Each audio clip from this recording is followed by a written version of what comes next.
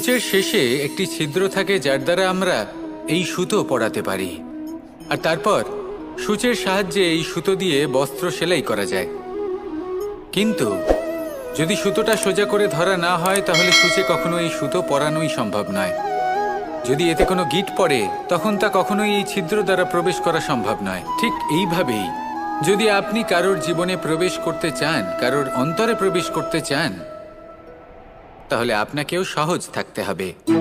এতে কোনো গিঁট থাকলে চলবে না, অর্থাৎ মনে যাতে কোনো মালিন্য না থাকে, যেন কোনো কুচিন্তা না থাকে। যদি এসব থাকে তাহলে আপনি কখনো কারোর জীবনে প্রবেশ করতে পারবেন না। আর যদি কোনোভাবে আপনি প্রবেশ করেও যান তাহলে তার মনে ঘর করতে পারবেন না।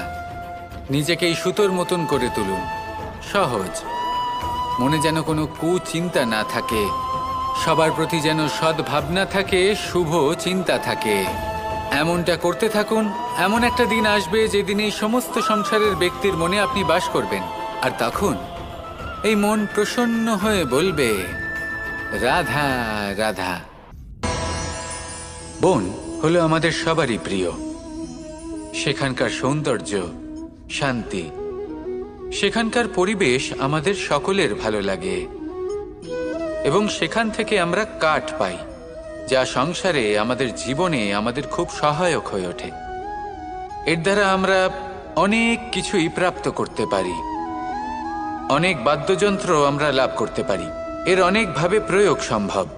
কিছু কাঠ অত্যন্ত সুগন্ধি হয় যা আমরা ঈশ্বরকে নিবেদন করি, যেমন চন্দন। এবার ভাবুন, একজন অসাবধানী ব্যক্তি, তার হাত থেকে ছোট্ট একটা আগুনের ফুলকি যদি সেখানে পড়ে তাহলে তা সমগ্র বনকে ভস্ম করে দিতে পারে। আর যখন এই আগুন ছড়িয়ে পড়ে তখন তা কাউকে রেহাই দেয় না। অন্য বৃক্ষকে নয়, পাতাকে নয়, ফলকে নয়, কাঁটাকে নয়, কাউকে নয়, পথে যাকে পায় তাকেই ভস্ম করে দেয়। এই ছোট্ট আগুনের ফুলকি। কিন্তু এই ছোট্ট আগুনের ফুলকি সবার আগে কাকে ভস্ম করে? সেই সকল ছোট ছোট শুকনো পাতা, সেই ছোট ছোট গাছের ডাল। ঠিক সেইভাবেই আপনার জীবনে একজন খারাপ ব্যক্তি এসে হয়তো আপনার সমগ্র জীবন ধ্বংস করে দিতে পারে। আর আপনার এই জীবনে এই ছোট ছোট শুকনো পাতা এবং এই ছোট ছোট শুকনো কাঠ আপনার ছোট ছোট স্বার্থ। আপনার স্বার্থের দ্বারা এই অশুভ ব্যক্তি আপনার মনে অশুভ আবেগ বাড়িয়ে তুলবে এবং আস্তে আস্তে আপনার জীবন শেষ করে দিতে পারে। তাই মনে রাখবেন, এই জীবন অমূল্য। আপনি হলেন অমূল্য। এই জীবন যাপন করুন, এবং এই জীবনের কাছে পৌঁছানোর দ্বার আর কোথাও নেই, আপনার কাছেই আছে। আপনার মনে, আপনার বিবেকে, আপনার দৃষ্টিভঙ্গিতে, আপনার ভাবনাতেই আছে। এই দ্বারকে খুলুন, জীবন সফল হবে আর ভালোবেসে বলবে, রাধা রাধা। এই সংসারে 3 ধরনের আবেগ অত্যন্ত গুরুত্বপূর্ণ, যা প্রত্যেক মানুষের জীবনে থাকে। প্রথমটা হলো আনন্দ, যা আমরা সবাই লাভ করতে চাই। দ্বিতীয় হলো ক্রোধ। এটা তখনই আসে যখন আমরা আমাদের উপর নিয়ন্ত্রণ হারাই বা কোনো পরিস্থিতি আমাদের প্রতিকূল হয়ে থাকে। তৃতীয় হলো দুঃখ। এই দুঃখ তখনই আসে যখন কোনো একটা পরিস্থিতি আমাদের মনের মতো হয় না, বা আমাদের প্রিয়জন আমাদের বুঝতে পারেন না। আমরা অমূল্য কিছু হারিয়ে ফেলি, তখন এই দুঃখ আমাদের হৃদয়ে আশ্রয় নেয়। এই 3 আবেগ হলো এমন যে আমাদের জীবনে আসতে এবং যেতে থাকবে। কিন্তু এই 3টি আবেগের বিষয়ে কোন কথাটা মনে রাখতে হবে সেটা শুনুন। যখনই আপনি আনন্দে থাকবেন, প্রতিশ্রুতি দেবেন না, কারণ যখন মানুষ আনন্দে থাকেন তখন তিনি নিজের বিবেক বোধ হারিয়ে ফেলেন। দ্বিতীয়ত, যখনই আপনি ক্রুদ্ধ হবেন, উত্তর দেবেন না, কারণ ক্রোধের বশে যে উত্তরই দেবেন সেটা শুভ হবে না। তৃতীয়ত, যখনই আপনি দুঃখী থাকবেন, কোনো সিদ্ধান্ত নেবেন না। তখন নিজের মনের ওপর, নিজের কর্মের ওপর, নিজের উপর নিয়ন্ত্রণ রাখতে চেষ্টা করুন। যদি এই 3টি আবেগের ক্ষেত্রে এই জিনিসগুলো মনে রাখেন তাহলে জীবনে কখনো আক্ষেপ করবেন না। আসুন আমার সাথে ভালোবেসে বলুন, রাধা রাধা। আমাদের মধ্যে বেশিরভাগ মানুষ কোনো না কোনো মহাশক্তির উপস্থিতিকে বিশ্বাস করেন। আমরা মনে করি যে এ হলো সেই মহাশক্তি যার প্রভাব, যার কৃপা চিরকাল আমাদের উপর বজায় থাকে। আমাদের কর্মের ওপর, কর্মফলের ওপর চিরকাল তার দৃষ্টি থাকে। আমাদের মধ্যে কেউ একে ঈশ্বর মনে করেন, কেউ বা প্রকৃতি মনে করেন, বা কেউ কোনো গৃহপালিত পশুর মধ্যে মহাশক্তির দর্শন লাভ করেন, বা কেউ কোনো বস্তুর মধ্যে। প্রত্যেকের নিজস্ব বিশ্বাস আছে, কিন্তু সেই শক্তির থেকে আশীর্বাদ লাভের জন্য বা কোনো ইচ্ছে পূরণের জন্য আমরা কখনো না কখনো মন্দিরে যাই। এই মন্দির শব্দের সূত্রপাত কিভাবে, আগে সেটা বুঝে নেওয়া যাক। মন্দির এই শব্দের আরম্ভ হলো মনের দ্বারা, কিন্তু বেশিরভাগ মানুষ যখনই মন্দিরে যান কোনো ইচ্ছে পূরণের জন্য বা ইচ্ছে পূরণ হওয়ার পরে ধন্যবাদ দেওয়ার জন্য, তখন তিনি শুধুমাত্র শারীরিকভাবে সেখানে উপস্থিত থাকেন। তার মন তো সাংসারিক কাজের মধ্যেই ঘোরাফেরা করতে থাকে, তাই না? তাহলে বলুন, এর অর্থ কি? যদি আপনি মন্দিরে নিজের মনকেই না নিয়ে যান, তাহলে তার কি লাভ হবে? মন্দিরে গিয়ে নিজের মনকে ঈশ্বরের চরণে পূর্ণরূপে সমর্পণ করুন। নিজের মন থেকে ঈশ্বরের আরাধনা করুন, আর এই মন থেকেই বলুন রাধা রাধা। মানুষ শুধুমাত্র দুই ধরনের ব্যক্তির সামনেই নত হন। একজন হলেন তিনি যাকে তিনি সম্মান করেন, আর আরেকজন যাকে তিনি ভয় পান। এবার কোনো ব্যক্তি যদি আপনার সামনে নত হন, তাহলে তার পেছনের কারণ কি? আপনার প্রতি সম্মান নাকি আপনার প্রতি ভয়? সেটা আপনাকেই বুঝতে হবে। যদি আপনি এমন মনে করেন যে তাতে কি যায় আসে, ভয় হোক বা সম্মান, কেউ আমার সামনে নত তো হচ্ছেন, যদি এটা আপনার চিন্তা ভাবনা হয়, তাহলে আপনাকে মনে করিয়ে দিই, এই সময় বদলাতে বেশি সময় লাগে না। আজ যে ব্যক্তি আপনাকে দেখে ভয় পাচ্ছে, কাল এই ভয়ের সমাপ্তিও ঘটতে পারে। আবার এমনও হতে পারে যে তার কাছে অত্যাধিক শক্তি চলে এলো। অনেক কিছুই হতে পারে। তাই মনে রাখবেন, যে মাথা ভয়ের কারণে নত হয় তা সময় এলে সবার আগে বিরোধিতা করতে পারে, আর যে মাথা সম্মানের কারণে নত হয় আপনার জন্য নিজের শিরচ্ছেদও সে করতে পারে। তাই সকলকে আপন করে নিন, কিন্তু ভয় প্রয়োগ করে নয়। কর্ম করুন এবং সম্মান অর্জন করুন। শুধু এটাই করুন, আর আমার সাথে ভালোবেসে বলুন রাধা রাধা। কথায় আছে যে স্বপ্ন এবং লক্ষ্য হলো একটি মুদ্রারই দুটি দিক। যতক্ষণ না স্বপ্ন দেখছেন, ততক্ষণ বুঝবেন কি করে আপনার লক্ষ্য কি? স্বপ্ন দেখে যদি নিজের লক্ষ্য বুঝতে পারেন, সেটা পেতে চান, তবেই সেটা লাভ করতে পারবেন। কিন্তু স্বপ্ন এবং লক্ষ্য এই দুইয়ের মধ্যে একটা ভারসাম্য রয়েছে, যেটা বজায় রাখা প্রয়োজনীয়। একে আমরা বলে থাকি পরিশ্রম। দেখুন, যদি আপনি স্বপ্ন দেখতে চান, তাহলে পরিশ্রম ত্যাগ করে নিদ্রা লাভ প্রয়োজন। কিন্তু যদি আপনি লক্ষ্য লাভ করতে চান, তাহলে আপনাকে নিদ্রা ত্যাগ করে পরিশ্রম করতে হবে। তাই আলস্য ত্যাগ করুন এবং সিদ্ধান্ত নিন যে আপনি কি চান। আপনার জীবনের এই তুলাদণ্ডে স্বপ্নের পাল্লা ভারী হওয়া প্রয়োজন নাকি লক্ষ্যের? আমার মতে এই দুইয়ের মধ্যে যদি ভারসাম্য বজায় রাখেন, তবে পথ নিজে থেকেই সামনে আসবে। শুধু সেই পথে অগ্রসর হতে থাকুন এবং আমার সাথে ভালোবেসে বলুন রাধা রাধা। বস্ত্র আমাদের সকলের প্রিয়। এটা আমাদের জীবনযাপনের জন্য প্রয়োজনীয়। আমরা সবসময় চেষ্টা করি সেই বস্ত্র পরতে যা পরলে আমাদের দেখতে ভালো লাগে। কিন্তু কখনো এই কথা ভেবে দেখেছেন যে কিছু বস্ত্র যদি স্বচ্ছ হয়, তাহলে তা পুরনো হলেও দেখতে ভালো লাগে? ঠিক তেমনই, যেমন কোনো খাবার যদি মশলাদার না হয়, অত্যন্ত সুস্বাদু নাও হয়, কিন্তু যদি তা গরম হয়, টাটকা হয়, তাহলে খেতে ভালোই লাগে। ঠিক সেইভাবেই যদি কোনো ব্যক্তি সুন্দর নাও হয়, কিন্তু তার কথা খুবই মধুর হয়, তাহলে সেই ব্যক্তি সকলের প্রিয় হয়। কোনো ব্যক্তি যদি ধনবান নাও হন, কিন্তু তিনি যদি গুণী হন, তাহলে এই সংসারে সম্মান লাভ করেন। সেই জন্য কখনো এই বিষয়ে দুঃখ পাবেন না যে আপনার কাছে ভৌতিক স্বাচ্ছন্দ্য নেই। আপনার কাছে সবথেকে বড় বস্তু, সবথেকে মূল্যবান বস্তু যেটা আছে সেটা হলো আপনার আত্মা, আপনার মন, আপনার বিচারধারা, আপনার গুণ, আপনার কথা। এগুলো সবসময় শুভ রাখুন এবং সবসময় নিজের সাথে রাখুন। এই জীবন সফল হবে এবং প্রেমময় হয়ে বলে উঠবে, রাধা রাধা।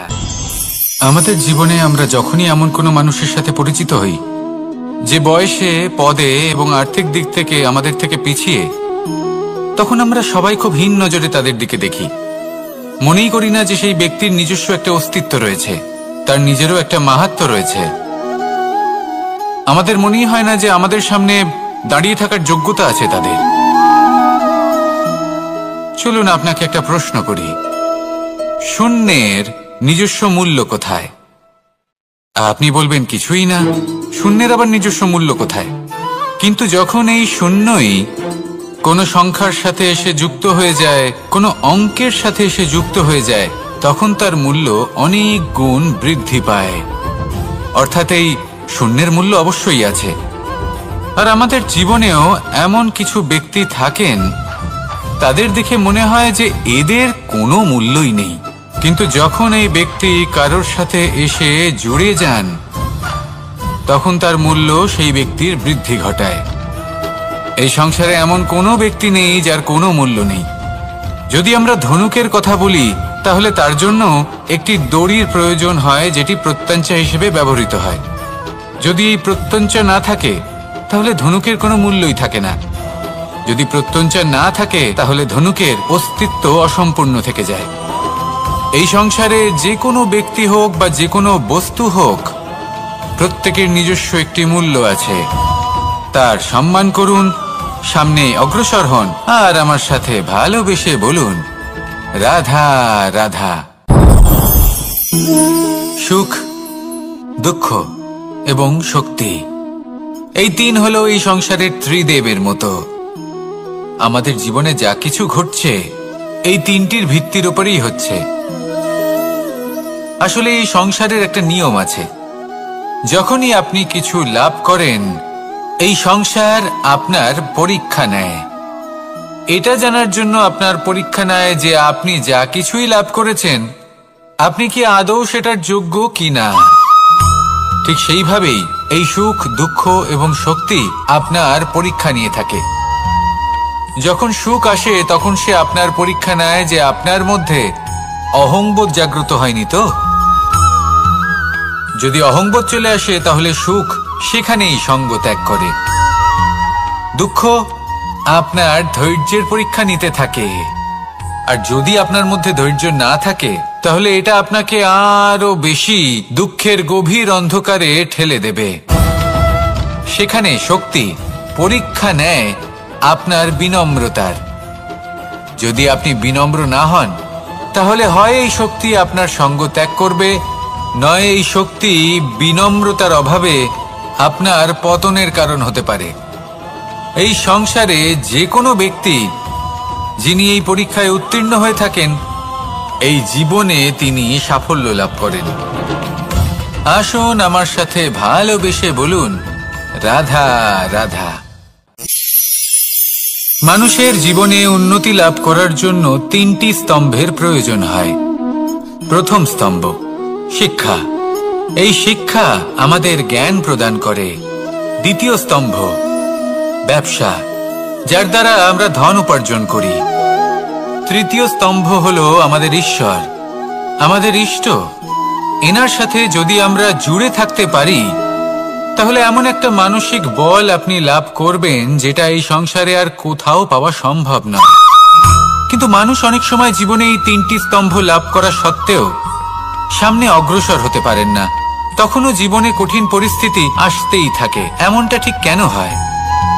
কারণ সে জীবনে এই তিনটি স্তম্ভ লাভ করে নেয়, জীবনে প্রয়োগও করে, কিন্তু তার ভিতের কথা সে ভুলেই যায়। যেমন প্রথম স্তম্ভ অর্থাৎ শিক্ষা। এই শিক্ষার আধার হলো শুভ চেতনা। যদি অন্তরে শুভ চেতনা না থাকে, তাহলে এই শিক্ষার কোনো গুরুত্ব থাকে না। দ্বিতীয় স্তম্ভ ব্যবসা।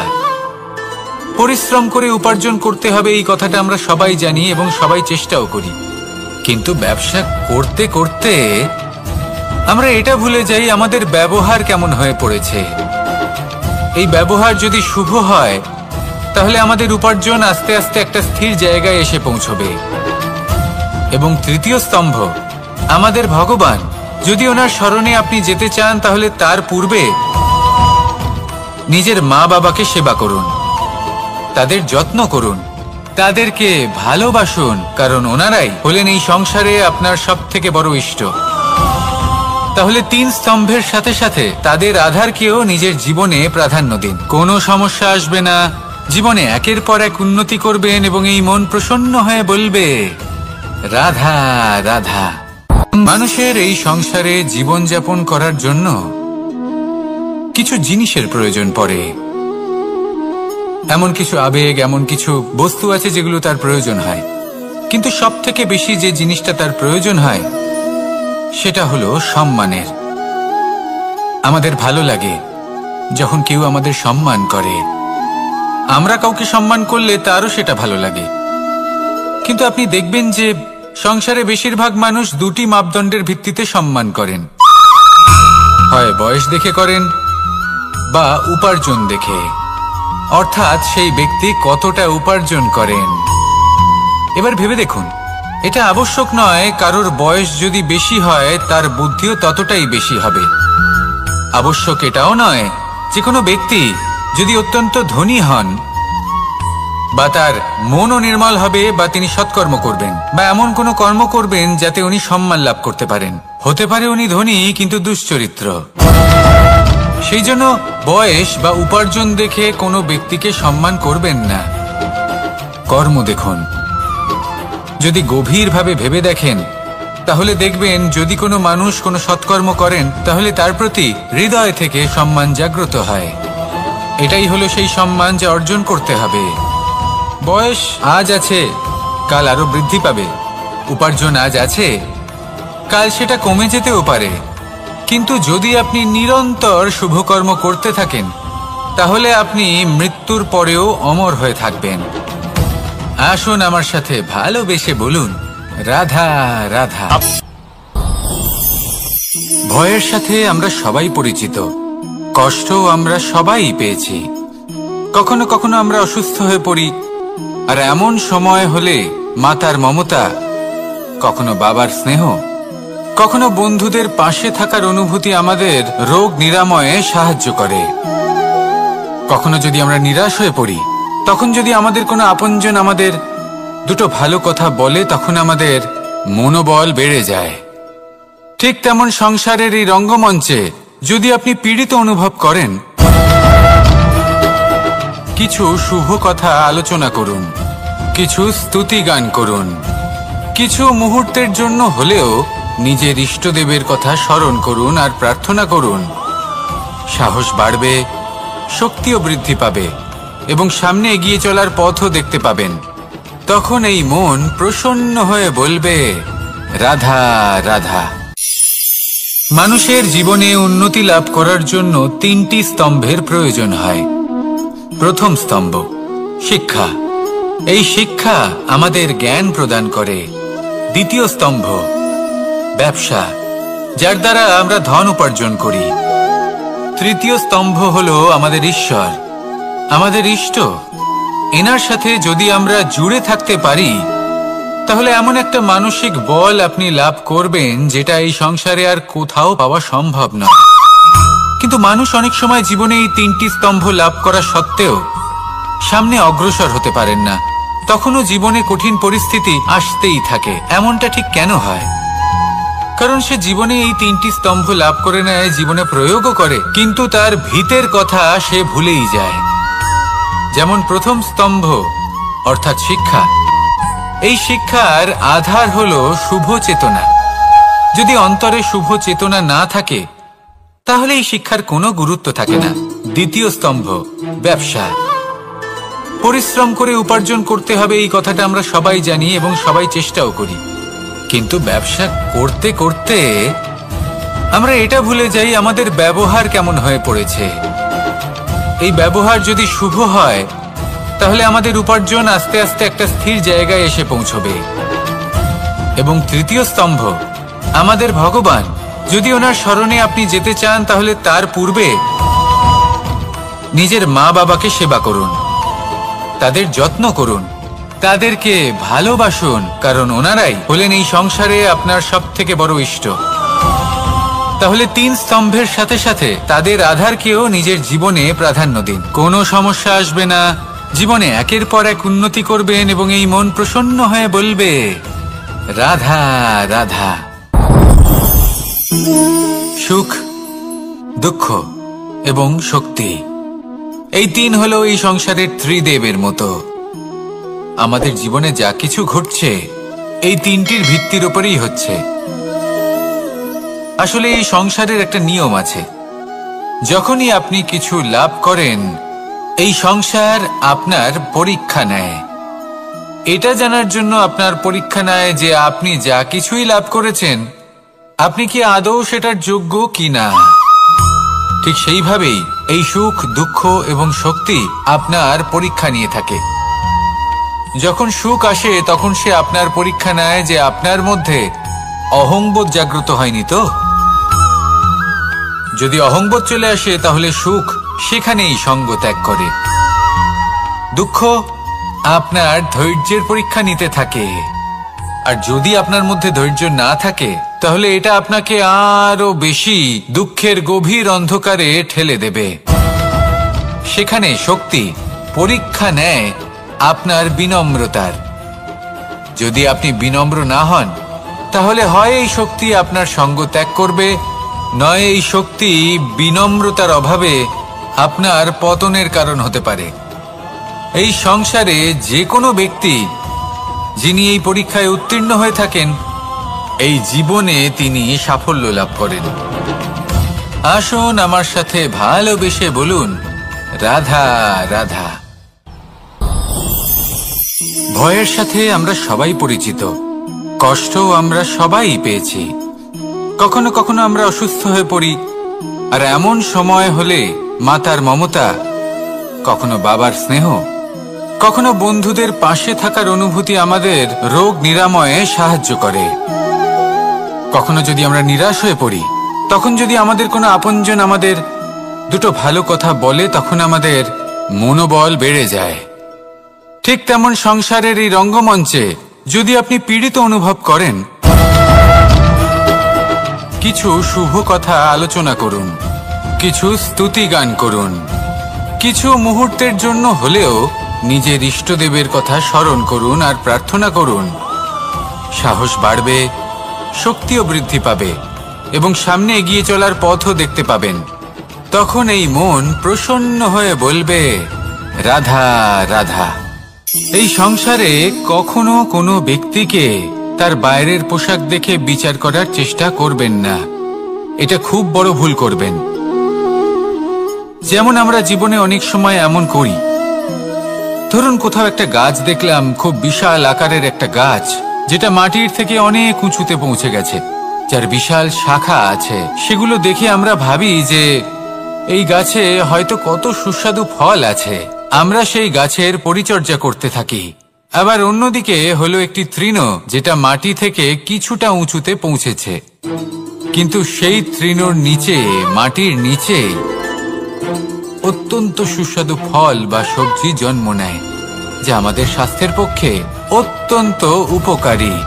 সেই জন্য কখনো আবরণ দেখে কাউকে বিচার করতে চেষ্টা করবেন না। তার বদলে এটা বোঝার চেষ্টা করুন যে আপনার সামনে যে ব্যক্তি আছে বা বস্তু আছে তার বিশেষত্ব কি। যদি এই বিশেষত্ব বোঝার ক্ষমতা আপনি অর্জন করেন, যদি এই শিল্প আপনি নিজের ভেতরে জাগ্রত করেন, তাহলে এই সংসারে বিশেষত্ব কি সেটা আপনি জানতে পারবেন। আর এই সমস্ত খেলা দৃষ্টি থেকে নয়, দৃষ্টিভঙ্গি থেকে জন্ম নেয়। দৃষ্টিভঙ্গি সবসময় শুভ রাখুন আর আমার সাথে ভালোবেসে বলুন রাধা রাধা। যখন আমরা কোনো বনে প্রবেশ করি তখন এই সবুজ ঘাস দেখে, এই কোমল ঘাস দেখে আমাদের মন প্রফুল্ল হয়ে ওঠে। ভিন্ন ভিন্ন প্রজাতির ফুল, ভিন্ন ভিন্ন রঙের ফুল দেখে এই মন আনন্দে ভরে ওঠে। এখানে শিশুরা আনন্দ লাভ করে, বড়রা ভোজন গ্রহণ করেন, কথাবার্তা বলেন, হাঁটাহাঁটি করে বেড়ান। এবার ভেবে দেখুন, যখন এই উপবনের নির্মাণ হয়েছিল সেই সময় যদি এই মাটিকে সঠিকভাবে খনন না করা হতো, যদি তাতে সঠিকভাবে বীজ রোপণ না করা হতো, যদি কোনো সংঘর্ষ না হতো, পরিশ্রম না করা হতো, যদি চলতে চলতে পায়ে কাঁটা না বিঁধে যেত, তাহলে এই সুন্দর বন দেখে আমরা কি এই আনন্দ লাভ করতে পারতাম? কখনোই নয়। ধরুন কোনো নদীর তটে সুন্দর একটি বন আছে, সেই বনের আনন্দ লাভ করতে গেলে আপনাকে সেই নদী পার করতেই হবে। যদি সুখের নদীর কাছে পৌঁছতে চান, তাহলে তটে যে কাঁটা রয়েছে সেগুলোর সাথে সংঘর্ষ করতেই হবে। এই সংসারে যদি আপনি সুখ লাভ করতে চান, তাহলে সুখ লাভের এই যাত্রা শুরু করতে হবে সংঘর্ষ দ্বারা। তাহলে সংঘর্ষকে স্বাগত জানান, এর পেছনেই সুখ রয়েছে যা আপনার জন্য অপেক্ষা করছে। এবার হাসুন আর আমার সাথে ভালোবেসে বলুন, রাধা রাধা।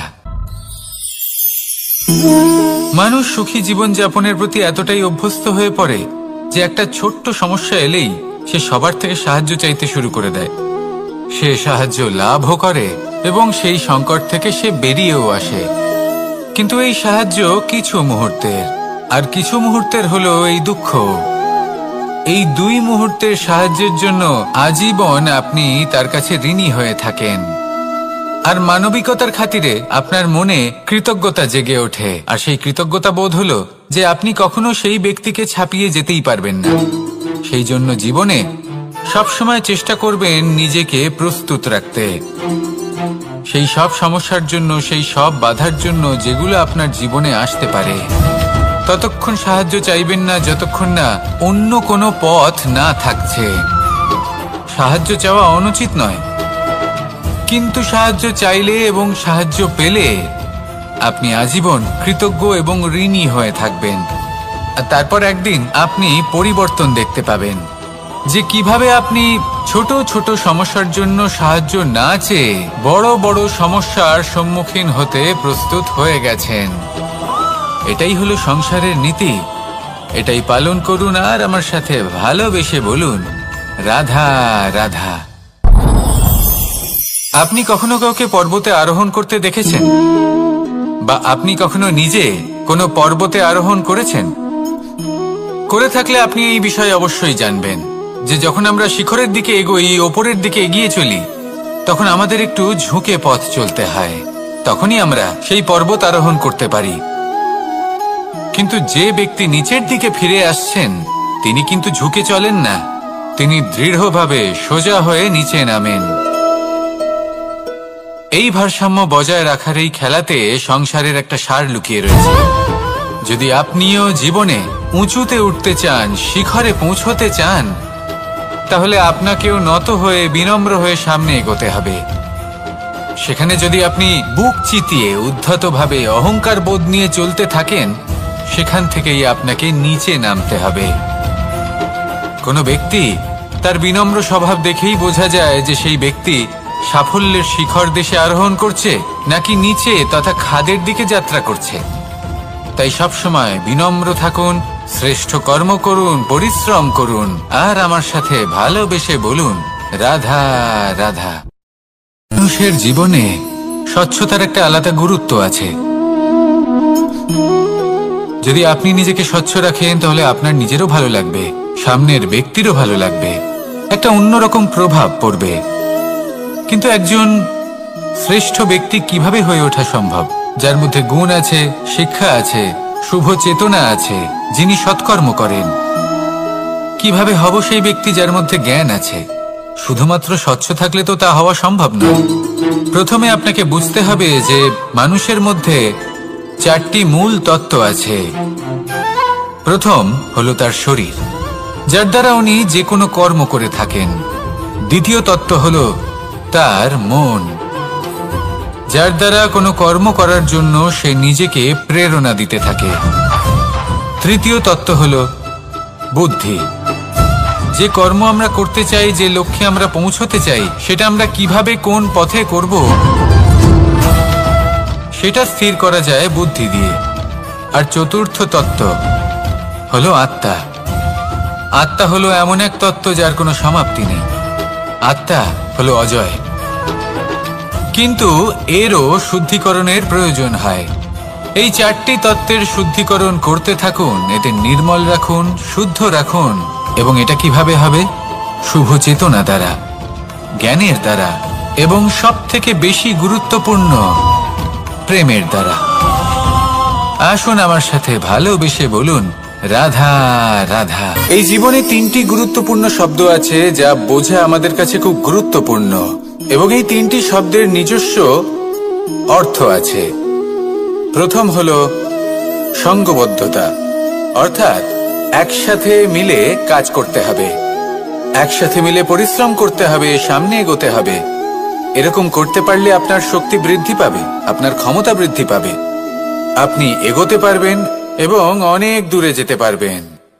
দ্বিতীয় হলো আত্মবিশ্বাস। হেরে যাওয়া বস্তুও আবার জিতে নিতে পারবেন। যদি আপনার নিজের আত্মবিশ্বাস থাকে তাহলে আপনি কখনো পরাজিত হবেন না। এবং তৃতীয় হলো অহংকার। জয়লাভ করার পরেও কিন্তু এটা আপনাকে পরাজিত করতে পারে। সেই জন্য জীবনে সঙ্গবদ্ধ হন, আত্মবিশ্বাস রাখুন, কিন্তু কখনোই অহংকার করবেন না। এই অহংকার আপনার থেকে সব কিছু কেড়ে নিতে পারে। এই অহংকারের জন্যই মথুরাপতি কংস নিজের পতনের দিকে অগ্রসর হয়েছিলেন। এই অহংকারকে ত্যাগ করুন আর আমার সাথে ভালোবেসে বলুন, রাধা রাধা। এই সংসারে সব থেকে বেশি কঠিন কাজ কোনটা? কেউ বলবেন যুদ্ধ করা, কেউ বলবেন ধন অর্জন করা, আবার কেউ বলবেন জ্ঞান অর্জন করা সব থেকে বেশি কঠিন। এবার প্রত্যেক ব্যক্তির নিজস্ব অভিজ্ঞতা আছে, আর সেই অনুসারে তার নিজস্ব একটা উত্তর আছে। সাধারণভাবে দেখতে গেলে এই সংসারে সব থেকে কঠিন হলো তপস্যা করা, অর্থাৎ সব কিছু ত্যাগ করে তপস্যায় নিজেকে বিলীন করে দেওয়া। এবার এর থেকে বেশি কঠিন এই সংসারে আর কি বা হতে পারে? এই সংসারে, এই সমাজে, নিজের পরিবারের মধ্যে থেকেও ধৈর্য ধরে সামনে অগ্রসর হওয়া, এটা হলো সব থেকে কঠিন কাজ। কারণ যখন আপনি তপস্যা করেন তখন সেখানে আপনার ধৈর্য ভাঙার মতো কেউ থাকেন না, না কোনো বন্ধু, না কোনো আত্মীয়, না কোনো শত্রু, কেউ না। কিন্তু যখন আপনি এই সমাজে, এই পরিবারে থাকেন, কোনো না কোনো ব্যক্তি এসে আপনার ধৈর্যের বাঁধ ভেঙে দেওয়ার ক্ষমতা রাখেন। তারা আপনার ধৈর্যের বাঁধ ভেঙে দেয়, আর কখনো কখনো তারা অনিচ্ছাকৃতভাবেই সেটা করে থাকেন। কারণ তাদের মানসিকতা আপনার থেকে আলাদা, তাদের কর্ম আপনার থেকে আলাদা, তাদের দৃষ্টিভঙ্গি আপনার থেকে আলাদা, জীবন যাপন আপনার থেকে আলাদা। সেক্ষেত্রে আপনি ধৈর্যচ্যুত হন, প্রসন্নতা আপনার থেকে ছিনিয়ে নেওয়া হয়। সেই জন্য এই সংসারে, এই পরিবারের থেকেও ধৈর্য ধরে সামনে অগ্রসর হওয়া কোনো পর্বতের শিখরে গিয়ে তপস্যা করার থেকেও অনেক বেশি কঠিন। আর যে ব্যক্তি এই সমাজেই, এই পরিবারে, সেই সকল মানুষের মধ্যে থেকে গিয়েও ধৈর্য ধরে অগ্রসর হতে থাকেন, যারা এই কাজটা শিখে নিতে পারেন, তারাই কিন্তু জীবনে আনন্দ লাভ করতে পারেন। এই ধৈর্যই শেষে আপনার জীবনে প্রসন্নতা বহন করে আনবে। তাই ধৈর্য ধরে জীবনের পথে অগ্রসর হন আর আমার সাথে ভালোবেসে বলুন, রাধা রাধা।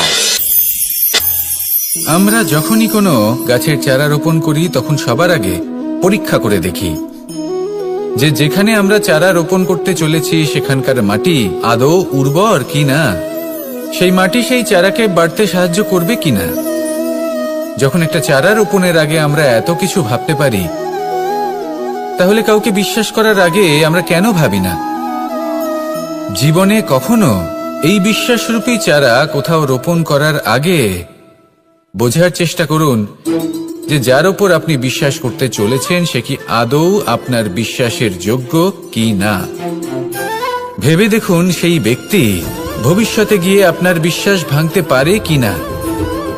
এটাও ভেবে দেখুন যে যাকে আপনি বিশ্বাস করতে চলেছেন তাকে আপনি বিশ্বাস করলে নিজের জীবনের উদ্দেশ্যে আপনি অগ্রসর হতে পারবেন কি না।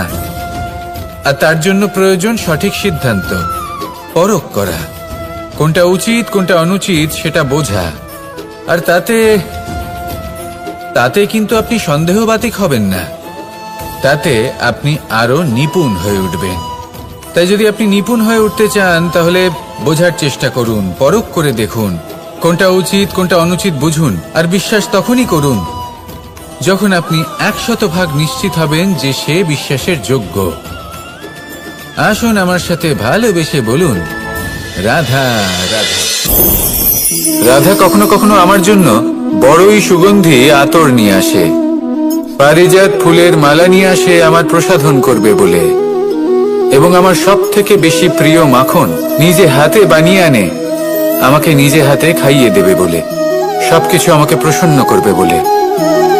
কিন্তু আপনি কখনো ভেবেছেন যে এই আতর কিভাবে বানানো হয়? সহস্র ফুলের পাপড়ি একসাথে পিষে নিতে হয়, তারপরে তার থেকে যে রস নিঃসৃত হয় সেই রস দ্বারাই আতর তৈরি হয়। অনেক সংখ্যক ফুলকে অসীম যন্ত্রণা ভোগ করতে হয়, তবে তারা আমার প্রসাধন সামগ্রী হয়ে উঠতে পারে। দুধ থেকে মাখন তৈরি করার জন্য কতটা পরিমাণ মন্থন সহ্য করতে হয় সেটা আপনি জানেন। ঠিক সেই রকমই হলো আমাদের জীবনও। বিপদও আসে, কঠিন পরিস্থিতিও আসে, এর সম্মুখীন হতে শিখুন। মনে রাখবেন আপনি হলেন সেই দুধ যাকে মন্থন সহ্য করতে হবে মাখন হয়ে ওঠার জন্য। মনে রাখবেন আপনি হলেন সেই ফুলের মতন যাদের পিষ্ট হতে হবে সুগন্ধি আতর হয়ে ওঠার জন্য, যাকে এই সংসার পছন্দ করে। কখনো কখনো জীবনে আপনার সাথে খারাপ শুধুমাত্র এই কারণে ঘটে যাতে আপনার শ্রেষ্ঠ রূপ এই সংসারের সামনে আসতে পারে। শুধুমাত্র কঠিন পরিস্থিতি এবং বিপদকে একটা সুযোগ হিসেবে দেখার চেষ্টা করুন। আপনার জন্য এই সংসার বদলে যাবে, সংসারকে দেখার দৃষ্টিভঙ্গি পাল্টে যাবে, আপনার ভাগ্য পাল্টে যাবে, আর এই মন প্রসন্ন হয়ে বলবে, রাধা রাধা। পাশা নামক এই খেলাটি আপনারা নিশ্চয়ই খেলেছেন, না খেলে থাকলে দেখেছেন, আর যদি দেখেও না থাকেন তাহলে নিশ্চিত রূপে শুনেছেন। মহাভারতের এই মহাযুদ্ধ কোথাও না কোথাও এই পাশা নামক খেলার কারণে হয়েছিল। পাশার এই বিচিত্র খেলা, দান, এইসবের কারণে কেউ নিজের মাথায় রাজ মুকুট পরিধান করেছিলেন, আবার সেখানে পরাজিত হওয়ার জন্য কাউকে বনবাসও ভোগ করতে হয়েছিল। কিন্তু এই খেলা সমাপ্ত হওয়ার পরে সমস্ত ঘুঁটি আর এই পাশার ছক একই পুটলিতে স্থান পেল। এটাই হলো আমাদের জীবন। এই সংসারে আমরা জয় পরাজয়ের বিষয়ে এতটাই ভাবি, এত চিন্তা করি যে এই জীবনের খেলার আনন্দটাই উপভোগ করতে পারি না। আর অবশেষে কি হয়? কেউ জয়ী হন, কেউ পরাজিত হন, কিন্তু দুজনেই একই স্থানে পৌঁছে যান। প্রত্যেক ব্যক্তি মৃত্যুর পরে একটি নির্দিষ্ট স্থানেই পৌঁছতে বাধ্য, কিন্তু ততক্ষণ এই জীবন, এই খেলা, তার আনন্দ উপভোগ করুন। এই সংসারে সেই ব্যক্তি শ্রেষ্ঠ স্থানে পৌঁছতে পেরেছেন যিনি এই সংসারকে প্রকাশ প্রদান করেছেন, যিনি কখনো জয় পরাজয় এ বিষয়ে ভাবেননি, শুধু এই জীবনের খেলার আনন্দ উপভোগ করেছেন। এটাই আপনিও করুন আর আমার সাথে ভালোবেসে বলুন, রাধা রাধা। প্রত্যেক মানুষ নিজের জীবনে দুঃখ অনুভব করেন। প্রত্যেকের দুঃখ আলাদা হতে পারে। কারোর মনে এই দুঃখ থাকে যে সে তার বাবা মায়ের সব ইচ্ছে পূরণ করতে পারেননি। কেউ এটা ভেবে দুঃখ পান যে সে চিরকাল সদাচার করেছেন, সৎকর্ম করেছেন, কিন্তু তাও তাকে দুরাচারী বলে মনে করা হয়। কেউ এটা ভেবেও দুঃখ পান যে তার সামনে যে ব্যক্তি রয়েছেন তার চোখে তিনি শত্রু হয়ে উঠেছেন বা দুষ্ট হয়ে উঠেছেন, যেখানে তিনি হয়তো কোনো অনুচিত কাজই করেননি। এবার এই সমস্ত বিষয় নিয়ে ভেবে নিজের ব্যক্তিত্ব নিয়ে সন্দেহ প্রকাশ করবেন না। যদি নিজের ব্যক্তিত্ব নিয়ে কোনো সন্দেহ থেকে থাকে তাহলে কর্ম সংক্রান্ত প্রশ্ন করুন যে আপনি যা করেছেন তাতে কি উচিত ছিল, কি অনুচিত ছিল। যেটা প্রয়োজন সেটা এটা বোঝার যে আপনার অন্তর্মন, আপনার বিবেক আপনাকে কি বলছে। আর আপনার অন্তর্মন আর আপনার বিবেক আপনাকে যেটা করতে বলবে শুধু সেটাই করুন। আর তারপরে এই সংসার কি বলবে, কি ভাববে, সেসব নিয়ে ভাবতে যাবেন না। কারণ এই সংসার তো ঈশ্বরকেও প্রশ্ন করে থাকে, ঈশ্বরকেও দোষী মনে করে। কখনো কখনো যখন কোনো ঘটনা মানুষের ইচ্ছা অনুযায়ী ঘটে না, তখন মানুষ এটা বলে যে, হে ঈশ্বর, আপনি আমার পাশে থাকলেন না, আপনি বড়ই কঠোর, এটা আপনার দোষ। যেখানে বেশিরভাগ সময় হয়তো সে নিজেই নিজের কর্মফল ভোগ করছে। আর কখনো কখনো ঈশ্বর হয়তো তার জন্য আরো ভালো কোনো পরিকল্পনা করে রেখেছেন, কিন্তু মানুষ সেটা বুঝতে পারে না। তাই দিনের শেষে যেটা প্রয়োজন সেটা হলো নিজের মনের কথা বুঝতে হবে। আপনার বিবেক কি বলছে শুধু সেটাই করুন, আর সামনে এগোতে থাকুন। আমার সাথে ভালোবেসে বলুন, রাধা রাধা। পরিবর্তন, এটা হলো সৃষ্টির অমূল্য নিয়ম। এই সংসারে সবকিছু সময়ান্তরে পরিবর্তিত হয়, এই সময়ও পরিবর্তিত হয়। পরিবর্তন চিরকাল হয়ে এসেছে আর চিরকাল হতে থাকবে। কিন্তু এবার আমরা সেই পরিবর্তন কিভাবে লাভ করব যেটা আমাদের প্রয়োজন, যেটা আমরা চাই। আমরা জীবনে বিকাশ চাই। এই বিকাশ কিভাবে লাভ করতে পারি? এই প্রকৃতি কিন্তু আমাদের অত্যন্ত উত্তম উদাহরণ দিয়ে বুঝিয়েছে। একটি বিন্দুর উদাহরণ দিয়েছে যা ভবিষ্যতে একটা বিশাল নদীর আকার ধারণ করে। এটা কিভাবে হয়? মেঘ থেকে একটি বিন্দু ঝরে পড়ে সেই পর্বতের ওপর যেখানে হিম আছে। সেই হিমের সংস্পর্শে আসা মাত্র সেই বিন্দুর সাথে আরো বেশ কিছু বিন্দু যুক্ত হয়। তারপর তারা অগ্রসর হয়, আরো কিছু বিন্দু যুক্ত হয়, আস্তে আস্তে একটা ক্ষীণ ধারার রূপ ধারণ করে। এবং সেটাই ভবিষ্যতে আরো এগোতে থাকে। অনেকটা যাওয়ার পর যখন অনেক সংখ্যক বিন্দু একসাথে যুক্ত হয়, তখন সেটা বিশাল নদীর আকার ধারণ করে। এবার আমরা মানুষ বলে আমাদের সাথে এই নিয়মের অন্যথা হয় তা নয়। আমরাও এই প্রকৃতির অংশ, আমাদের ক্ষেত্রেও একই নিয়ম প্রযোজ্য। যখন পরিশ্রম করে অনেক সংখ্যক বিন্দু আমরা একত্রিত করব, তখনই পরিবর্তনের নদী প্রবাহিত হবে।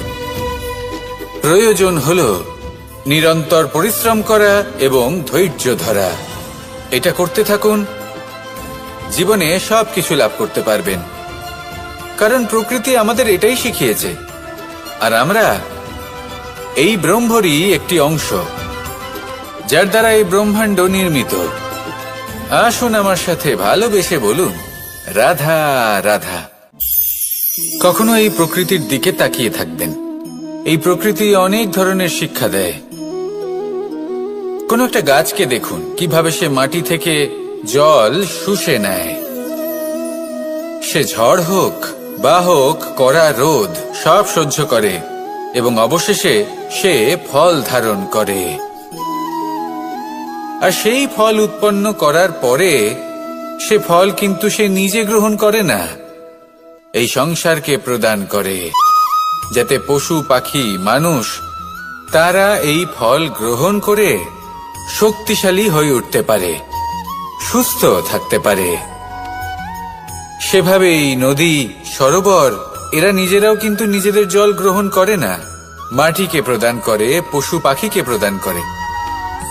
সূর্য নিজেও নিজের জন্য প্রজ্বলিত হয় না,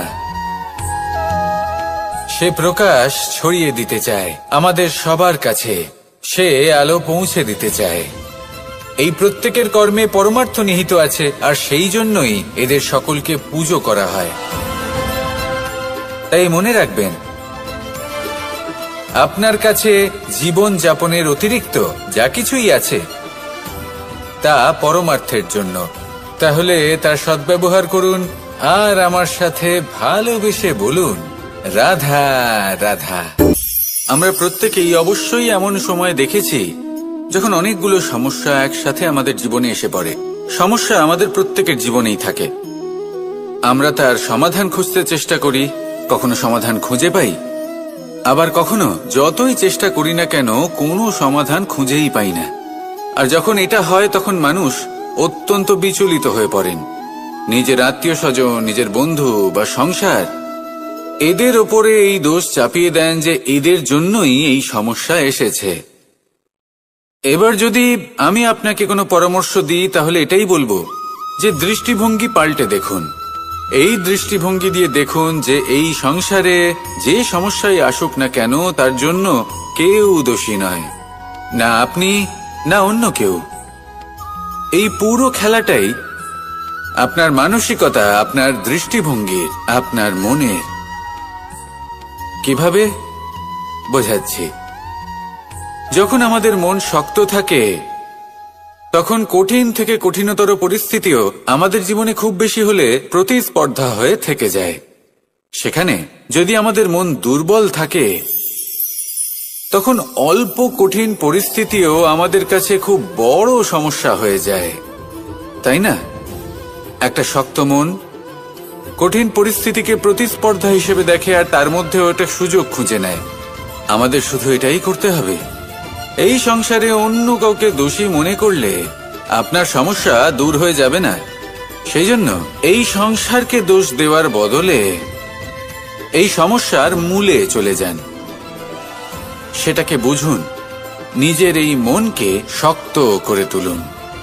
যদি আপনার মন শক্তিশালী হয় তাহলে এই সংসারে অনেক বড় বড় কঠিন থেকে কঠিনতর পরিস্থিতিও যদি আসে, আপনার জীবনে যতই বড় বড় সমস্যা আসুক না কেন আপনার লক্ষ্য লাভে বাধা দিতে পারবে না। আসুন আমার সাথে ভালোবেসে বলুন, রাধা রাধা। আমরা সবাই পাথর দেখেছি, পর্বতও দেখেছি, শুকনো পাতাও দেখেছি, শ্যামল বনানীও দেখেছি। কখনো ভেবেছেন পাথরের অস্তিত্ব কিন্তু ততক্ষণ পর্যন্ত যতক্ষণ সে পর্বতের গায়ে আটকে থাকে। যখন সেই পর্বত থেকে সেই পাথর ভিন্ন হয়ে যায় ও নিজের অস্তিত্ব হারিয়ে ফেলে। আস্তে আস্তে কখনো পাথর কেটে বা কখনো পিষ্ট হয়ে সেই পাথর আস্তে আস্তে মাটিতে পরিণত হয় এবং পূর্ণরূপে নিজের অস্তিত্ব হারিয়ে ফেলে। এটাই পাতার সাথেও হয়। এই পাতা যতক্ষণ গাছের ডালের সাথে যুক্ত ততক্ষণ তার অস্তিত্ব থাকে।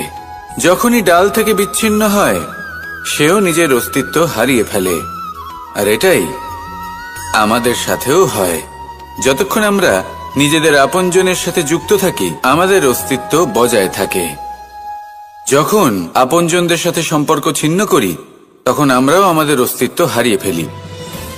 এবার এই সংসারের প্রত্যেক ব্যক্তি স্বতন্ত্র থাকতে চান, আর অনেক ব্যক্তি স্বতন্ত্র থাকবেন বলে আপনজনদের দূরে করে দেন আর তাদের সাথে এই সম্পর্ক ছিন্ন করেন। এটা কি সত্যি প্রয়োজন? আপনজনদের সাথে সম্পর্ক ছিন্ন করে নিজের অস্তিত্ব হারিয়ে ফেলা প্রয়োজনীয়, নাকি আপনজনদের সাথে সম্পর্ক বজায় রেখে নিজেদের স্বতন্ত্র করে রাখা সেটা আবশ্যক? নির্বাচন আপনারই। আসুন আমার সাথে ভালোবেসে বলুন, রাধা রাধা। আপনি কি কখনো নৌকা যাত্রা করেছেন? করে না থাকলেও নিশ্চয়ই দেখেছেন যে এই জল যা নিজের অন্তরে সব কিছু সমাহিত করে নিতে পারে, এই নৌকা সেই জলের ওপরেই ভেসে থাকে। নদীর স্রোত কাটিয়ে সে সামনে অগ্রসর হয়। কিন্তু যদি এই নৌকায় কোনো ছিদ্র হয় তাহলে কিন্তু সেই নৌকা ডুবে যাবে। আর এতে কোনো তফাৎ হবে না যে সেই ছিদ্র ছোট নাকি বড়, নৌকা ডুবে যাবে। এই ছিদ্র হলো আমাদের জীবনে আমাদের অপগুণ, আমাদের দোষ, আমাদের বিকার। কখনো এটা ভাববেন না যে এই দোষ খুবই ছোট, এতে কিছুই যাবে আসবে না। না, সেই ছোট দোষ, সেই ছোট বিকার যদি সেটাকে শুধরে না নেন তাহলে সেটা আপনাকে আপনার পতনের দিকে নিয়ে যাবে। শেষ পর্যন্ত এটা আপনার উপর নির্ভরশীল যে আপনি কি চান। আপনার জীবনের এই নৌকা এভাবেই ডুবে যেতে দেখবেন, নাকি নিজেকে শুধরে নিয়ে সেই নৌকার সেই ছিদ্রটাকে ভরিয়ে তুলতে চাইবেন? নির্বাচন আপনার। আসুন আমার সাথে ভালোবেসে বলুন, রাধা রাধা। জল, জলই পৃথিবীতে বেঁচে থাকার জন্য আবশ্যক তো বটেই, কিন্তু এই জল আমাদের একটা অত্যন্ত গুরুত্বপূর্ণ শিক্ষা প্রদান করে। কখনো এই জলকে দেখেছেন? যে পরিস্থিতিতেই এই জল প্রবাহিত হোক না কেন এর উপর যা কিছুই প্রভাব থাকুক না কেন, এর পথে যতই বাধা আসুক না কেন, তার মধ্যে থেকে ও নিজের পথ ঠিক বের করে নেয়, কিন্তু নিজের প্রবাহ থামতে দেয় না, ক্রমাগত অগ্রসর হতে থাকে।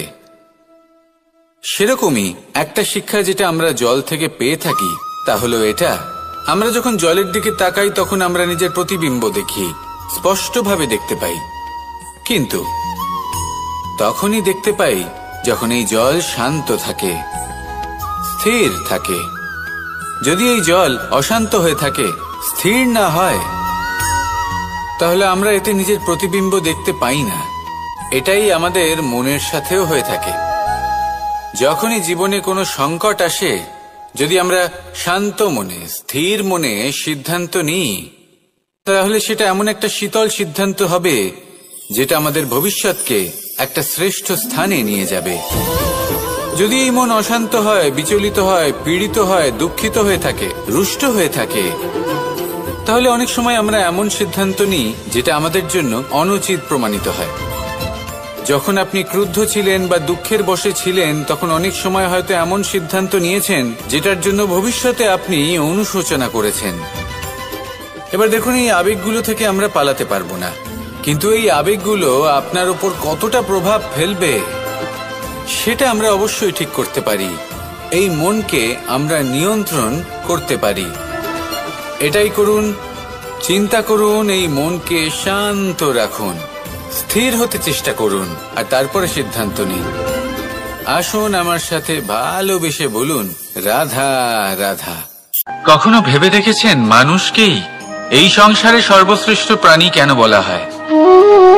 অন্য কোনো প্রাণীকে কেন নয়? শুধু কি এই জন্যই আমরা চিন্তা করতে পারি, আমাদের কাছে তীক্ষ্ণ বুদ্ধি রয়েছে, কোনো কিছু আবিষ্কার করতে পারি, সেই কারণেই? তা তো অন্য কোনো প্রাণীর কাছেও থাকতে পারে। এমন কিছু পশুও রয়েছে যাদের কাছে তীক্ষ্ণ বুদ্ধি আছে। তাহলে মানুষ কেন? কারণ মানুষের কাছে এমন কিছু রয়েছে যা অন্য প্রাণীর কাছে নেই, মানবতা। মানবতা যা সর্বপ্রথম এগিয়ে যেতে চাইলেও যদি পথে কেউ ধাক্কা খেয়ে পড়ে যায়, তাকে আগলে রাখতেও জানে। মনে রাখবেন, আপনার সব থেকে বড় পরিচয় আপনার নাম, আপনার সম্পত্তি বা আপনার ধর্ম নয়। আপনার সব থেকে বড় পরিচয় হল আপনার মানবতা। তাহলে সময় এলে পরে নিজের মানবতার পরিচয় দিন। অন্য মানুষকে সাহায্য করুন, অন্য প্রাণীকে সাহায্য করুন। একা একা পথ চলা হলো পশুদের প্রবৃত্তি। মানুষ হলেন তিনি যিনি অন্যের জন্য প্রাণও দিতে পারেন। মানুষ হলেন তিনি যিনি অন্য মানুষের প্রাণ বাঁচান। সেই মানবতাকে জাগিয়ে তুলুন, আর এই জীবন বাঁচতে শুরু করুন। আর হ্যাঁ, আমার সাথে ভালোবেসে বলুন, রাধা রাধা।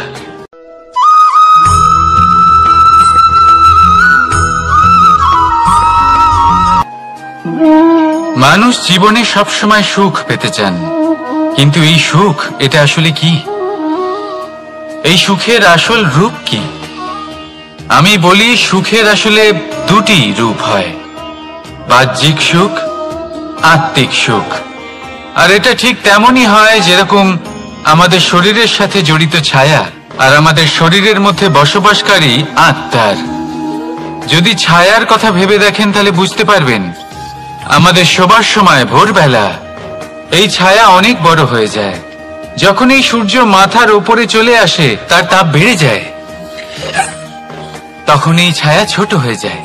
আর যেই অন্ধকার নেমে আসে, এই ছায়া আপনার সঙ্গ ত্যাগ করে। এরকমই হয় বাহ্যিক সুখ। আর এবার কথা বলি আমাদের শরীরের মধ্যে বসবাসকারী এই আত্মা। এই আত্মা কখনো আমাদের সঙ্গ ত্যাগ করে না, সব সময় আমাদের সাথে জড়িয়ে থাকে। এরকমই হয় আত্মিক সুখ, যা সব সময় আমাদের সাথে থাকে। আত্মিক সুখ কারোর সেবা করে, আত্মিক সুখ কাউকে সাহায্য করে, আত্মিক সুখ প্রেম বোধের, যা কখনো আমাদের সঙ্গ ত্যাগ করে না। সেখানে বাহ্যিক সুখ, যতক্ষণ আপনি সম্পন্ন কিছু মানুষ এবং সুবিধার সাথে আছে, এই বাহ্যিক সুখ আপনার সাথে থাকবে। সম্পন্নতা চলে গেলে, মানুষজন চলে গেলে, সুখ সুবিধা চলে গেলে বাহ্যিক সুখও চলে যায়। তাহলে এই আত্মিক সুখ খুঁজে নিন এবং সেই সুখের সাথেই বলুন, রাধা রাধা।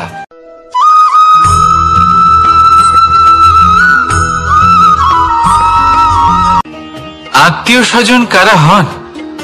তারাই যারা সুখে দুঃখে পাশে থাকেন, তারা যারা বিপদের সময় আপনার পাশে এসে দাঁড়ান।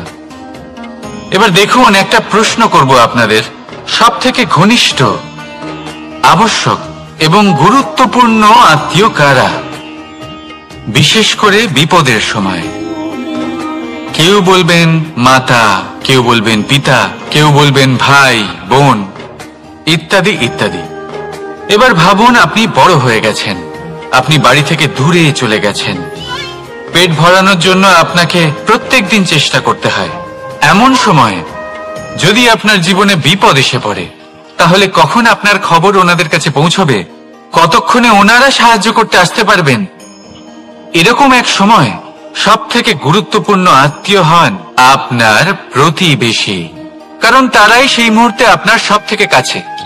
আপনি কখনো পরীক্ষা করে দেখবেন, আপনার তার সাথে লক্ষ্য মতভেদ থাকলেও প্রতিবেশীকে কষ্টের মধ্যে দেখে সবার আগে সাহায্য করতে তারাই এগিয়ে আসেন। তাই প্রতিবেশীর সাথে সম্পর্ক ভালো রাখুন, শুধুমাত্র স্বার্থের জন্য নয়। এটা হলো শান্তিরও আধার। যদি এই সম্পর্ক ভালো থাকে, তাহলে না কথায় কথায় বিবাদ হবে, না মতান্তর। আর এই সুখী সম্পর্কের ছায়ায় মন প্রসন্ন হয়ে বলবে, রাধা রাধা।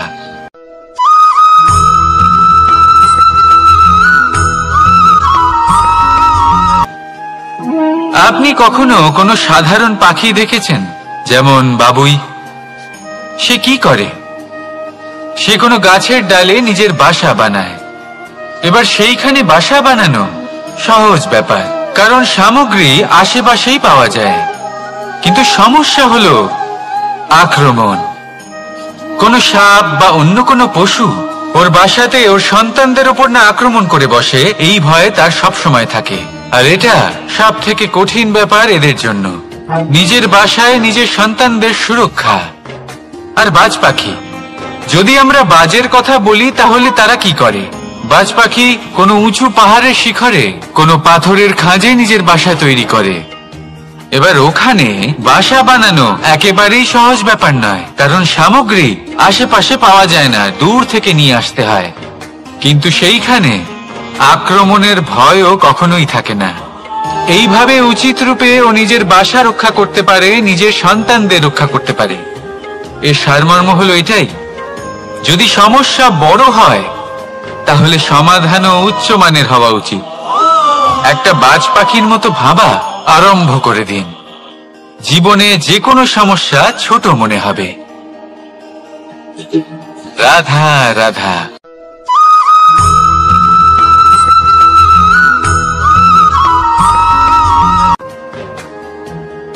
ভাগ করে নেওয়া বা বন্টন করা প্রত্যেক মানুষের জীবনে অবশ্যই হয়ে থাকে, আর অনেক সময় এটা জীবনে অতি আবশ্যক হয়ে পড়ে। কিন্তু ভাগ করার মনোকামনা তার থেকেও বেশি গুরুত্বপূর্ণ হলো যে কোন ঘটনার আধারে এই বাটোয়ারা হলো। অনেক সময় এই বাটোয়ারা হলো শান্তির প্রতীক, আবার অনেক সময় এই বাটোয়ারা বিপ্লব ঘটাতে পারে, এমন এক বিপ্লব যা মহাযুদ্ধ ঘটিয়ে দিতে পারে। দেখুন, বাটোয়ারা সম্পত্তির হোক বা হোক ভিক্ষার, শিক্ষা কিন্তু একটাই। জীবনে অনেক সময় বাটোয়ারা দরকার হতে পারে, কিন্তু যতদূর সম্ভব তা এড়িয়ে চলুন, একসাথে মিলে এগিয়ে চলুন। কারণ দেখুন, এই যে বাটোয়ারা ভাগ করে দেয়, আর সেখানেই একতা আপনাকে অগ্রসর করে। তাহলে আপনিও এটাই করুন, একসাথে মিলে সামনে এগোন, আর আমার সাথে ভালোবেসে বলুন, রাধা রাধা।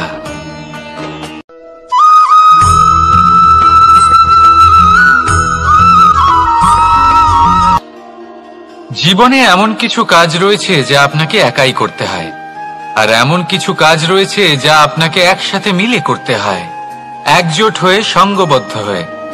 এবার সঙ্গবদ্ধ বলতে কি বোঝাতে চাইছি? আমি তাদের কথা বলছি না যারা বাস্তবিকভাবে একে অপরের সাথে কাজ করেন। আমি তাদের কথা বলছি যারা একে অপরের থেকে দূরে থেকেও একে অপরকে বিশ্বাস করেন। আমি আগেও বলেছিলাম, সমস্ত বিশ্বের আশা বিশ্বাসেই বসবাস করে, তাই না? তাই যেখানে সমস্ত বিশ্ব আছে, সমস্ত সংসার আছে, সেইখানেই বিশ্বাস রয়েছে। তাই আপনার আশেপাশে এমন দল সঙ্গবদ্ধ করুন যাদের আপনার উপর বিশ্বাস আছে আর যাদেরকে আপনি বিশ্বাস করতে পারেন। তাহলে আসুন আর আমার সাথে ভালোবেসে বলুন, রাধা রাধা।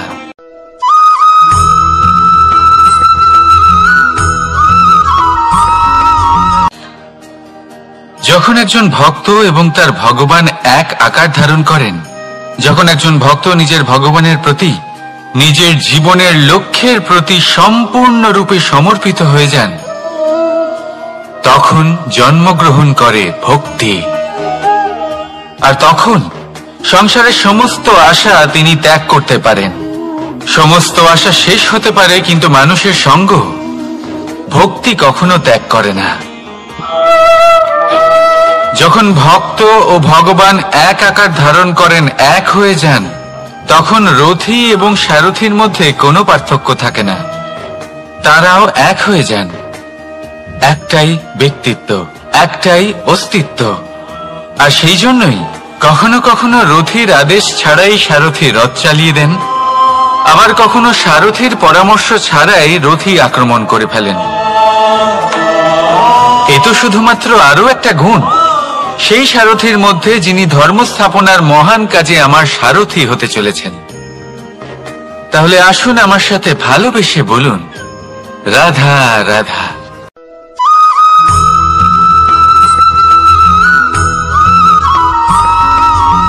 আমরা যে মানুষকে চাই, যাকে আমরা ভালোবাসি, তাকে একটা উপহার অবশ্যই দিতে চাই।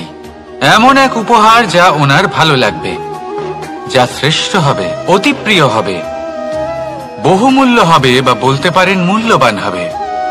তাই আমরা কি করি? আমরা বাজারে যাই, তার জন্য স্বর্ণ, আভূষণ, হিরে, মুক্তো এইসব নিয়ে আসি।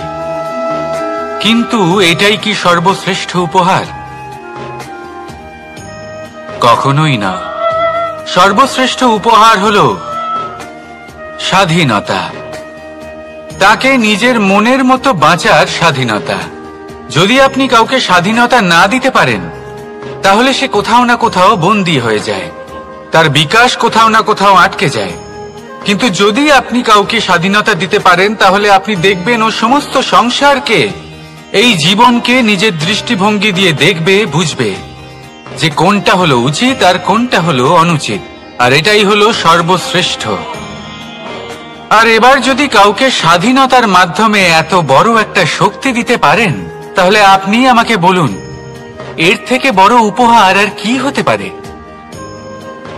আসুন আর আমার সাথে ভালোবেসে বলুন, রাধা রাধা।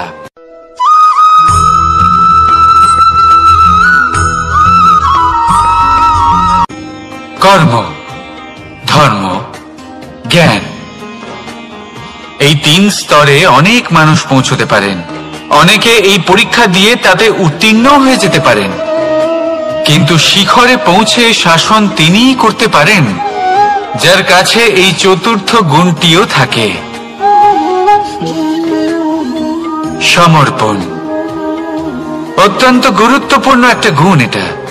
এই সমর্পণ আসলে অত্যন্ত গুরুত্বপূর্ণ। পূর্ণ সমর্পণ দরকার নিজের লক্ষ্যের প্রতি, সমর্পণ নিজের কর্তব্যের প্রতি, সমর্পণ নিজের আত্মার থেকে নির্গত স্বরের প্রতি, সমর্পণ নিজের রথীর প্রতি, অর্থাৎ আমার প্রতি। এবার এই পরীক্ষায় অত্যন্ত কঠিন এক বাঁক আসতে চলেছে, যেখানে সারথীকে সমর্পণের নিরিখে পরীক্ষা করা হবে। আর তাতে উত্তীর্ণ হওয়ার পরেই তার হাতে ধর্ম স্থাপনের রথের রাশ তুলে দেওয়া হবে। দেখা যাক কি হয়।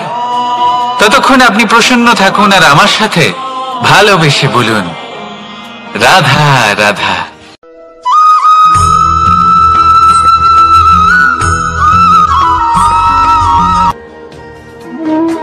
কর্ম, ধর্ম আর কর্তব্য। এই তিনটি একে অপরের সাথে জড়িত, আর অনেক সময় এই তিনটি পালন করতে করতে আমাদের সেই ব্যক্তির সামনে গিয়ে দাঁড়াতে হয়, তার বিরুদ্ধেই যেতে হয়, যাকে আমরা সব থেকে বেশি ভালোবাসি। কিন্তু সেইখানে এই যুদ্ধ কোনো ব্যক্তিগত যুদ্ধ থাকে না, এ হলো কর্ম, ধর্ম আর কর্তব্যের যুদ্ধ।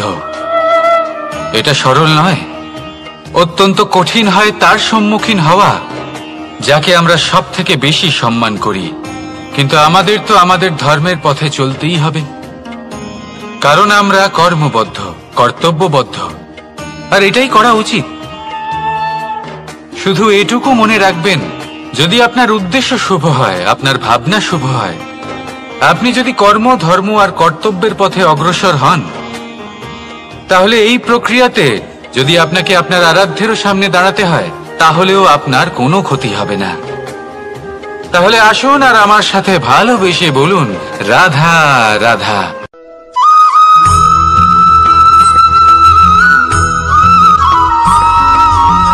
ধর্ম।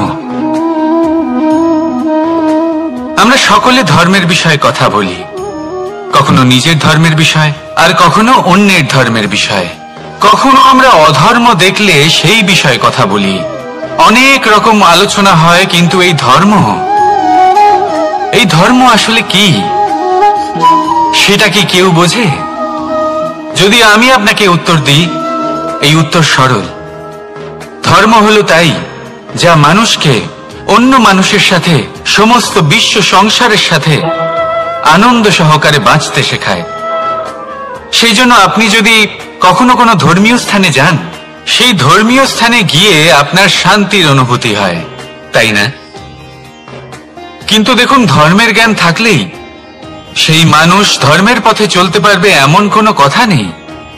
অনেক সময় সম্পর্কে যখন সংঘর্ষ বেড়ে যায়, তখন ইচ্ছের জন্ম হয়, ক্রোধের জন্ম হয়, অহংকারের জন্ম হয়, আর তারপর বিনাশ হয়ে যায় এই ধর্মের। সেই জন্য দ্বিতীয় সব থেকে গুরুত্বপূর্ণ গুণ যা আমার সারথীর মধ্যে থাকা উচিত, তা হলো ধর্মবীর হওয়া। এবার দেখতে হবে সেটা এই যে কে হবে সেই ব্যক্তি যিনি এই স্বয়ম্বরে নিজের ধর্মে অটল থাকবেন। কারণ সেই ব্যক্তি এই সংসার থেকে সরে এসে ধর্মের পুনঃস্থাপনের এই মহাকার্যে আমার সারথী হতে পারবেন। তাহলে আসুন আমার সাথে ভালোবেসে বলুন, রাধা রাধা।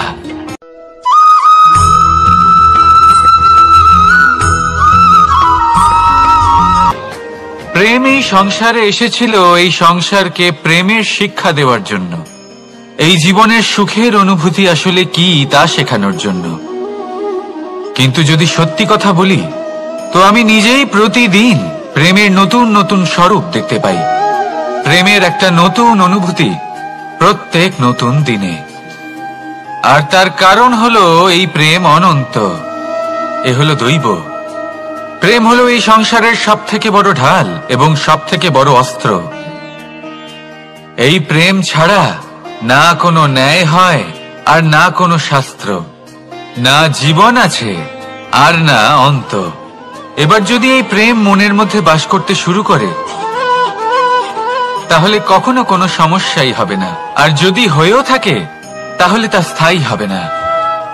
এই প্রেম কি না করতে পারে? এই প্রেম সমস্ত সমস্যা মিটিয়ে ফেলতে পারে, আপনার মনের মধ্যে অহংকারকেও বিনাশ করে দিতে পারে, আপনাকে সাক্ষাৎ ঈশ্বরের সাথে দেখা করাতে পারে। তাই প্রেমের দ্বারা প্রয়াস করতে থাকুন, এই সংসারের প্রত্যেক মানুষকে, প্রত্যেক বস্তুকে, প্রত্যেক জীব জন্তুকে ভালোবাসবেন। আর এই প্রেমের দ্বারাই বলুন, রাধা রাধা।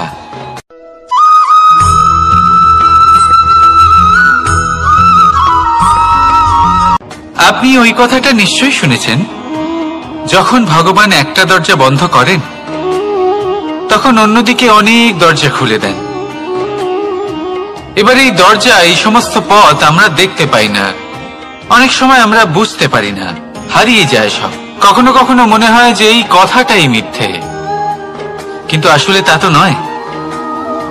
তাহলে হারিয়ে যায় কেন? কারণ আমরা সময় নষ্ট করি এই দরজার দিকে তাকিয়ে থেকে। ভাবি এই বুঝি দরজা খুলবে, এবার দরজা খুলবে। অপেক্ষা করতে করতে আমরা অনেক সময় নষ্ট করে ফেলি। এত সময় নষ্ট করি যে আমরা দেখতে পাই না, খুঁজে পাই না সেই সমস্ত দরজা আর পথ যা আমাদের জন্য খোলা রয়েছে। যদি খুঁজেই না পাই তাহলে তা ব্যবহার করব কি করে? মনে রাখুন, ভগবান সব সময় আমাদের সাথে রয়েছেন, আমাদের সাহায্য করছেন। এই পথ সব সময় আছে, সর্বত্র আছে। দরকার রয়েছে শুধুমাত্র দৃষ্টির, দৃষ্টিভঙ্গি এবং ভাবনার। এই দৃষ্টিকে বিস্তৃত করুন, এই দৃষ্টিভঙ্গিকে ধনাত্মক করে তুলুন, আর এই ভাবনা এর সীমা একটু বাড়িয়ে তুলুন। তারপর দেখবেন সব খুঁজে পাবেন। আসলে কি, এই যে ঈশ্বর, এই যে পরমাত্মা, তা আমাদের সাথে রয়েছে, আমাদের মনের মধ্যে রয়েছে। যিনি তাকে মন থেকে চাইবেন তিনি তাকে মনের মধ্যে অবশ্যই খুঁজে পাবেন। যদি উনি মন থেকে চান পথ খুঁজে পেতে, তাহলে তিনি অবশ্যই পথ খুঁজে পাবেন। তাহলে আসুন আমার সাথে ভালোবেসে বলুন, রাধা রাধা।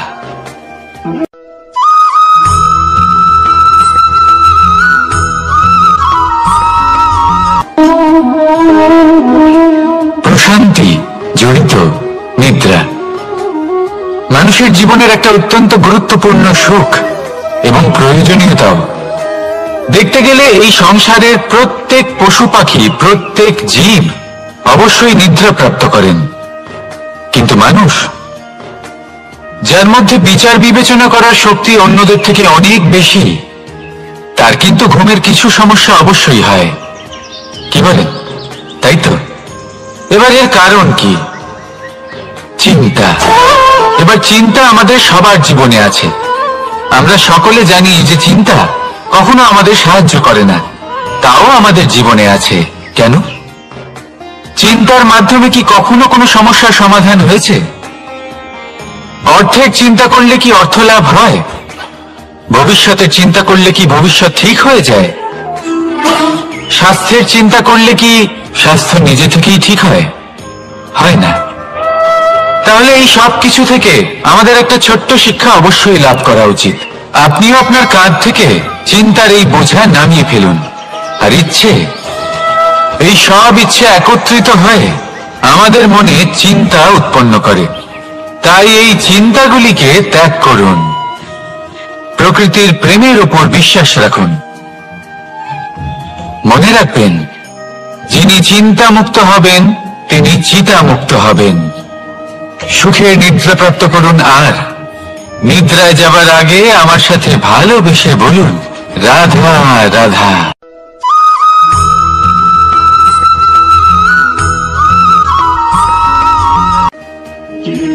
আমরা সবাই জীবনে সফল হতে চাই, তাই না? প্রত্যেকের জীবনে ব্যক্তিগত একটা লক্ষ্য আছে, আর প্রত্যেকের জীবনে তাদের লক্ষ্যে পৌঁছানোর আলাদা আলাদা যাত্রা আছে। এবার এই যাত্রায় অগ্রসর হওয়ার জন্য পথের দরকার। পথ, এই পথ, এটা অত্যন্ত গুরুত্বপূর্ণ, আর মানুষ এটাই বুঝে উঠতে পারেন না।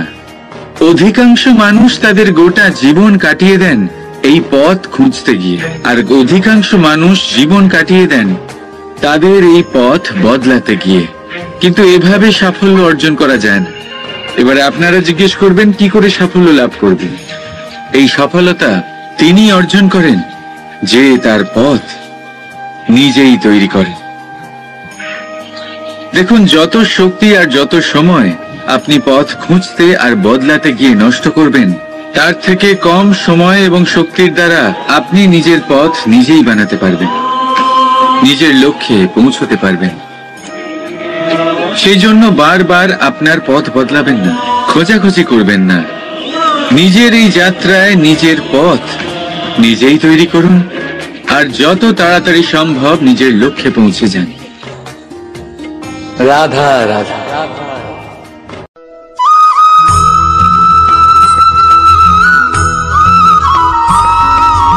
আর নিদ্রায় যাবার আগে আমার সাথে ভালোবেসে বলুন, রাধা রাধা। মহাদেব, সেই দেবতা যিনি মহান, যাকে দেবতাদের দেবতা বলা হয়, যিনি হলেন আমার আরাধ্য। কখনো আপনার মনে এই প্রশ্ন এসেছে যে শিবকেই কেন মহাদেব বলা হয়, অন্য কোনো দেবতাকে কেন বলা হয় না? সেই কারণ মহাদেবের মধ্যে, ওনার মধ্যে এমন এক বিশেষ গুণ রয়েছে যা অন্য কারণ নেই। তা হলো নিঃস্বার্থ হয়ে মানুষের সেবা করা। যদি প্রয়োজন পড়ে, যদি সৃষ্টির পথে বিনাশের কালো মেঘ ছেয়ে থাকে, তখন নিজের প্রাণের চিন্তা না করে হলাহল পান করার জন্য প্রস্তুত থাকেন মহাদেব। আর এই অদ্বিতীয় ত্যাগের জন্যই শিবকে মহাদেব বলে ডাকা হয়। এবার যদি কোনো মানুষও নিঃস্বার্থ ভাবনার দ্বারা নিজেকে অর্পণ করে দেয় এই জগতের কল্যাণের জন্য, মানুষের সেবার জন্য, তাহলে তিনিও মহাপুরুষ, মহামানব হতে পারেন। যদি কেউ অভুক্ত থাকেন, তাহলে নিজের থালা থেকে অর্ধেক খাবার তাকে দিয়ে দিন। যদি কেউ অসুস্থ হন, তাহলে তাকে সেবা করার, চিকিৎসা করার চেষ্টা করুন। এই জীবন শুধু নিজের জন্য নয়, অন্যদের প্রতি, সমস্ত সংসারের প্রতি উৎসর্গ করুন। যদি এইসব মানুষ শিখে যান, তাহলে তিনি মহাদেবের পথে অগ্রসর হতে পারেন।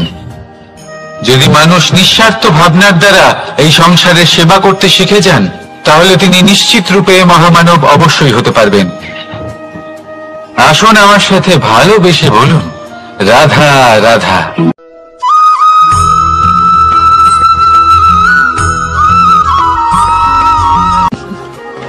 সময়, এই সময় না কোনো ব্যক্তি, না জীব, না বস্তু, তাও সময় জীবিত থাকে। এই সময়ে না জল, না অগ্নি, আর না বায়ু, কিন্তু তাও আমাদের জীবনের আধার। এই সময় দেখতে গেলে মানুষ এই সময়ের হাতের খেলনা। কখনো আমাদের সময় ভালো হয়, আবার কখনো খারাপ। কেউ সময় আসার প্রতীক্ষা করে, আবার কেউ সময় যাওয়ার প্রতীক্ষা করে, কিন্তু এই সময় কারোর হাতে ধরা দেয় না। এই সময় যা কেউ দেখতে পায় না, এটা সবাইকে সবকিছু দেখিয়ে যায়। দেখিয়ে যায় যে আপনকে আর পরকে, আমাদের শুভাকাঙ্ক্ষীকে আর ক্ষতিকে চায়, আমাদের মিত্রকে আর আমাদের শত্রুকে। এই সময় আপনাকে দেখায় যে আপনি কতটা শক্তিশালী, সেই সময় আপনাকে দেখিয়ে যাবে আপনি কতটা দুর্বল। এই সময় সব কিছু দেখিয়ে যায়। তাই এই সময় যা এতটা শক্তিশালী, তা আমরা নষ্ট কেন করি? ভেবে দেখুন। এবারে উঠুন আর এই সময়ের সম্পূর্ণ ব্যবহার করুন, এই সময়ের সদ্ব্যবহার করুন। কারণ এই সময়কে ব্যবহার করাটাই আপনার হাতে রয়েছে, আর কিচ্ছু না। আর এই সময় একবার বয়ে গেলে, তখন যাই করুন না কেন, কখনো ফেরত আসবে না। সময়ের সদ্ব্যবহার করুন আর সবার মধ্যে আনন্দ ছড়ান। আর আসুন আমার সাথে ভালোবেসে বলুন, রাধা রাধা।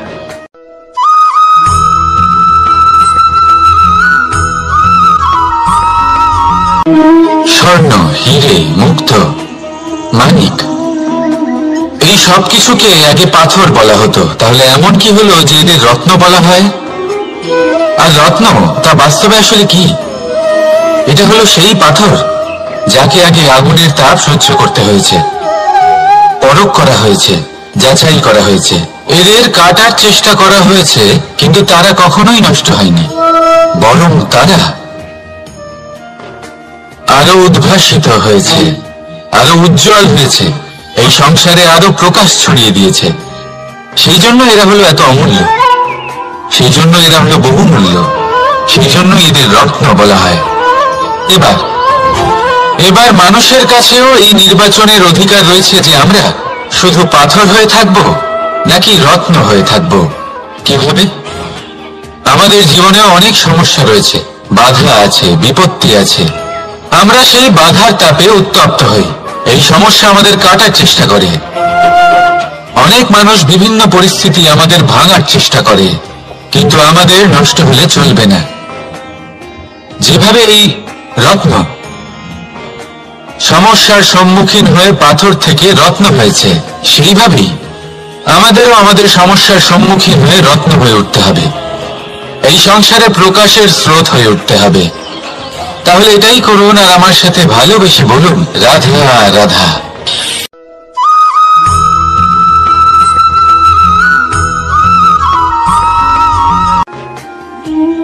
মানুষ জন্ম নেয়, আর জন্ম নিলেই তার জীবনযাত্রা শুরু হয়ে যায়। তারপর সে পরিশ্রম করে, লড়াই করে, আর সে তার ফল অবশ্যই পায়। সেই নিজের জীবনযাত্রা নিজেই সাজায়। তার জীবনে ভয় ততক্ষণ প্রবেশ করে না যতক্ষণ না সে জীবনে কিছু অর্জন করে। একবার সে কিছু পেয়ে গেলে তারপরে সেটা হারিয়ে যাওয়ার ভয় মনের মধ্যে জন্ম নেয়। তারপর সে ভাগ্য, জ্যোতিষ, ভবিষ্যৎ এইসব দেখতে ব্যস্ত হয়ে পড়ে। আমি আপনাকে একটা প্রশ্ন করছি, আপনি যখন এই সংসারে এসেছিলেন, কি নিয়ে এসেছিলেন যে আপনি হারাবেন? কিছুই না।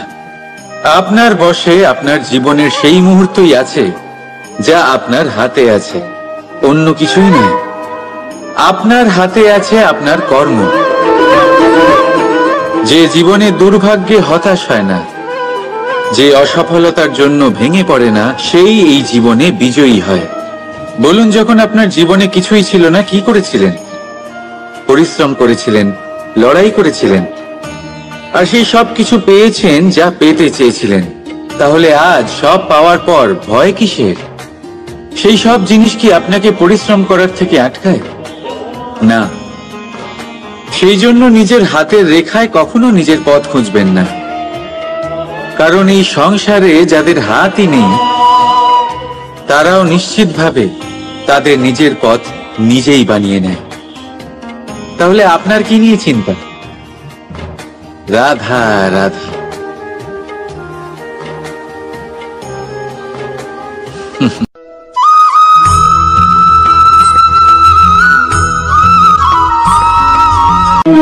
স্বর্ণ, হিরে, মুক্ত, মানিক, এই সব কিছুকে আগে পাথর বলা হতো। তাহলে এমন কি হলো যে এদের রত্ন বলা হয়?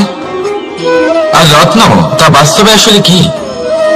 এটা হলো সেই পাথর যাকে আগে আগুনের তাপ সহ্য করতে হয়েছে, পরখ করা হয়েছে, যাচাই করা হয়েছে, এদের কাটার চেষ্টা করা হয়েছে, কিন্তু তারা কখনোই নষ্ট হয়নি, বরং তারা আরো উদ্ভাসিত হয়েছে, আরো উজ্জ্বল হয়েছে, এই সংসারে আরো প্রকাশ ছড়িয়ে দিয়েছে। সেই জন্য এরা হলো এত অমূল্য, সেই জন্য এরা হলো বহুমূল্য, সেই জন্য এদের রত্ন বলা হয়। এবার মানুষের কাছেও এই নির্বাচনের অধিকার রয়েছে যে আমরা শুধু পাথর হয়ে থাকবো নাকি রত্ন হয়ে থাকবো। কি হবে? আমাদের জীবনে অনেক সমস্যা রয়েছে, বাধা আছে, বিপত্তি আছে। আমরা সেই বাধার তাপে উত্তপ্ত হই। এই সমস্যা আমাদের কাটার চেষ্টা করে। অনেক মানুষ বিভিন্ন পরিস্থিতি আমাদের ভাঙার চেষ্টা করে, কিন্তু আমাদের নষ্ট হলে চলবে না। যেভাবে এই রত্ন সমস্যার সম্মুখীন হয়ে পাথর থেকে রত্ন হয়েছে, সেইভাবেই আমাদেরও আমাদের সমস্যার সম্মুখীন হয়ে রত্ন হয়ে উঠতে হবে। এই সংসারে প্রকাশের স্রোত হয়ে উঠতে হবে। তাহলে এটাই করুন আর আমার সাথে ভালোবেসে বলুন, রাধা রাধা।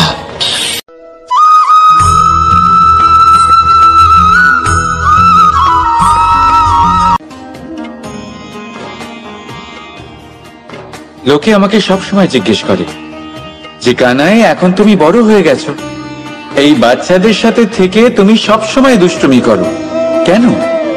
তুমি বড় হয়ে গেছো, বড়দের মতো থাকো।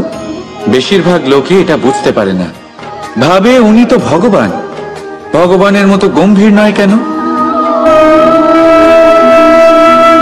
এবারে আমি কি করে বোঝাবো সবাইকে যে আমার ভগবান হওয়ার পিছনে যে সবচেয়ে বড় রহস্য তা হলো এই বাচ্চারাই। আমার শক্তি কোথা থেকে আসে? সমস্ত সমস্যার সমাধান করার শক্তি এই বাচ্চাদের থেকেই তো আসে। জীবনে বাঁচার শক্তি, সংসারকে প্রেম শেখাবার শক্তি এই বাচ্চাদের থেকেই আসে। কারণ বাচ্চাদের থেকে বড় কোনো ভগবান হয় না। এবারে দেখুন না, পুরাণ আর বেদের কোনো জ্ঞান নেই ওদের, কিন্তু খুব ভালোভাবেই জানে যে একজন উদাস ব্যক্তির মন কি করে ভোলানো যায়, কি করে তাকে আনন্দ দেওয়া যায়। আর এই এক বিশাল ব্যাপার। কোনো ন্যায়, কোনো নীতির জ্ঞান নেই ওদের, কোনো ভেদাভেদ করতে জানে না। কিন্তু এটা অবশ্যই জানে একজন একা অজানা ব্যক্তিকে নিজের দলের সদস্য কি করে বানাতে হয়, কি করে তাকে আপন করতে হয়। আর এক বড় ব্যাপার, এই বাচ্চাদের থেকে অনেক কিছু শেখার আছে। তাই আপনারাও নিজেদের জীবনে গম্ভীর হওয়ার চেষ্টা কখনোই করবেন না। আর যদি করেন তাহলে এই সংসার খুবই নিরস লাগবে আপনার। আপনিও বাচ্চাদের মতো নিষ্পাপ থাকুন আর নিজেকে আনন্দে রাখুন। লাভ আর ক্ষতির ঊর্ধ্বে গিয়ে সম্পর্ককে দেখুন। জ্ঞান অর্জন করার পরিবর্তে ভালোবেসে সম্পর্ক পালন করুন। আপনি নিজেই বুঝে যাবেন যে এই সংসার কতটা সুন্দর। রাধা রাধা।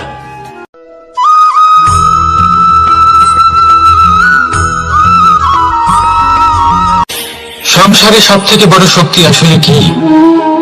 কেউ বলবেন শারীরিক শক্তি, কেউ বলবেন অস্ত্রের শক্তি, কেউ বলবেন জ্ঞানের শক্তি। ঠিক আছে, কিন্তু যদি আমি বলি সংসারের সব থেকে বড় শক্তি হলো শক্তি কোনো এক তথ্যের, আগে হ্যাঁ, তথ্য। এই তথ্য নিজেই কিন্তু খুব শক্তিশালী, অত্যন্ত শক্তিশালী অস্ত্র হলো এই তথ্য। আর সত্যি বলতে অনুচিত তথ্যের থেকে অনেক বেশি ঘাতক হলো অসম্পূর্ণ তথ্য। যেরকম আজ শাম্ব রুক্মির সাথে করেছে, ওকে অসম্পূর্ণ তথ্য দিয়েছে, তার ফলে বিনাশ হলো। যদি এইভাবেই আপনার কাছেও কোনো অসম্পূর্ণ তথ্য আসে, আর যদি আপনি তা পরখ না করে দেখেন, যাচাই না করে দেখেন, আর নিজের কর্ম করেন, তাহলে উত্থানের বদলে আপনি পতনের সম্মুখীন হবেন। বিকাশের বদলে আপনার বিনাশ হয়ে যাবে। মনে রাখবেন একটা অত্যন্ত গুরুত্বপূর্ণ কথা, সঠিক তথ্য পাওয়া সঠিক তথ্য দেওয়ার থেকে অনেক বেশি গুরুত্বপূর্ণ। আশা করি এই কথা আপনি বুঝেছেন। জীবনে যখনই কোনো তথ্য আপনি পাবেন, সেই বিষয়ে ভেবে দেখুন, পরখ করে দেখুন, যাচাই করুন, তারপর নিজের কর্ম করুন। আর আমার সাথে ভালোবেসে বলুন, রাধা রাধা।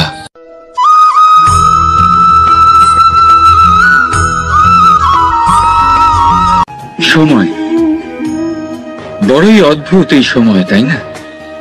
দেখতে গেলে এটা একটা অনুভূতি, একটা সংখ্যা, একটা বিষয়। এবারে দেখুন না, সূর্যোদয় সকলের একসাথেই হয়, তাই তো? কারোর আগে কারোর পরে এমন তো হয় না, সবার একসাথেই হয়। আবার সূর্যাস্ত সকলের একসাথেই হয়। এবারে ভাবুন, এই সময় প্রত্যেকের জন্য আলাদা আলাদা। কারোর জন্য এই সময় ভালো, আবার কারোর জন্য এই সময়ই খারাপ। এক্ষুনি এই মুহূর্তে কারোর মুখে সফলতার আলো রয়েছে, আবার কারোর মুখে অসফলতার নিরাশা। এটা কেন? কেন এই সময় কারোর জন্য শ্রেষ্ঠ, আবার কেন তা কাউকে নিরাশ করে? এটার উত্তর হলো আপনার চিন্তা, আপনার কর্ম। যেমন আপনার চিন্তাধারা, তেমন আপনার কর্ম, আর তেমনই হবে আপনার এই সময়। আপনি জীবনে সুখ তখনই পাবেন যখন আপনি কারোর মুখে আশার আলো এনে দেবেন। আপনি আনন্দ তখনই পাবেন যখন আপনি কাউকে খুশি করবেন। হ্যাঁ, এটা ঠিক যে কাউকে খুশি করা সবসময় আপনার হাতে নেই, কিন্তু আপনার হাতে এটা অবশ্যই আছে যে আপনি কাউকে দুঃখ না দেন, কাউকে নিরাশ না করেন। আর কোনো ব্যক্তিকে দুঃখ না দেওয়ার এই চেষ্টাও আপনার কর্মই বটে। আর এই শুভ কর্মের ফল আপনাকে প্রকৃতি অবশ্যই দেবে। তাই মনে রাখবেন, ভালো সময় তারই আসে যে কখনো কারোর খারাপ চায় না। রাধা রাধা।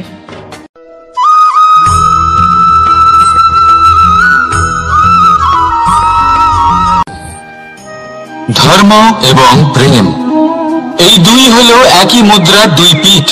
যদি এদের মধ্যে কোনোটা নষ্ট হয়ে যায় তাহলে দ্বিতীয়টাও থাকে না। কখনো ভেবেছেন এমন কেন হয়? তার জন্য আগে আপনাকে বুঝতে হবে যে ধর্ম আসলে কি।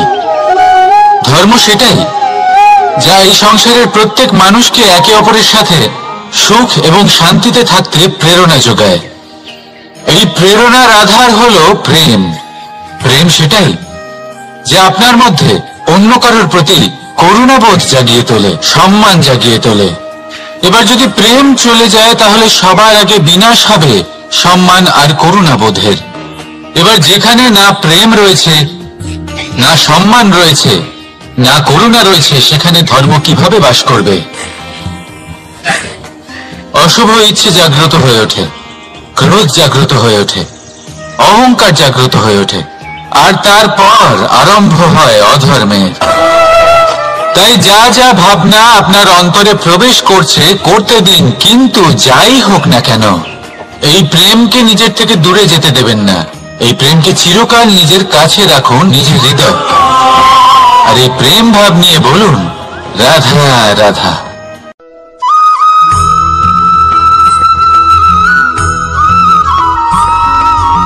লোকে বলে মানুষ নিজের ভবিষ্যৎ জন্ম থেকেই লিখিয়ে আনে, অর্থাৎ এখানে এই কপালে। ভাগ্য দেবতা আমাদের সমস্ত উত্থান, সমস্ত পতনের হিসেব সবটা লিখে দেন। কিন্তু কপালে কেন, পায়ে নয় কেন? যদি পায়ে লেখা হয় তাহলে আমরা পড়তে পারবো, যদি কপালে লেখা হয় আমরা ছাড়া বাকি সবাই পড়তে পারবে। এবারে আমাদের কপাল এখানে তাই প্রতিফলিত হয় যা আমাদের মস্তিষ্কে আছে, আর মস্তিষ্কে থাকে আমাদের ভাবনা। তাই এই ভাবনার ধনাত্মক হওয়া অত্যন্ত জরুরি। এতে বিকাশের জন্য স্থান রাখুন, এতে সবাইকে একসাথে নিয়ে চলার ভাবনা রাখুন। আর বিশ্বাস করুন, আপনার মস্তিষ্কের এই ভাবনা সাফল্য রূপে আপনার কপালে অবশ্যই লিখিত হবে, কারণ আপনার ভাবনাই সত্য হয়ে আপনার জীবনে আসে। রাধা রাধা।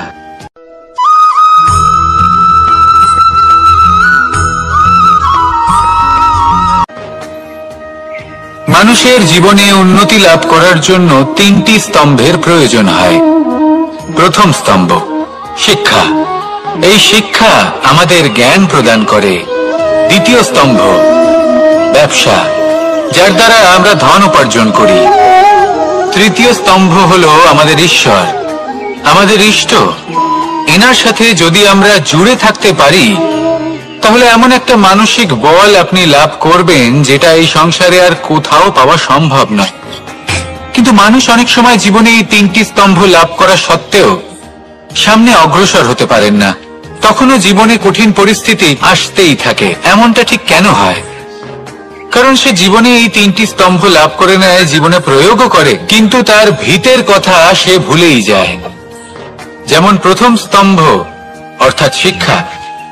এই শিক্ষার আধার হলো শুভ চেতনা।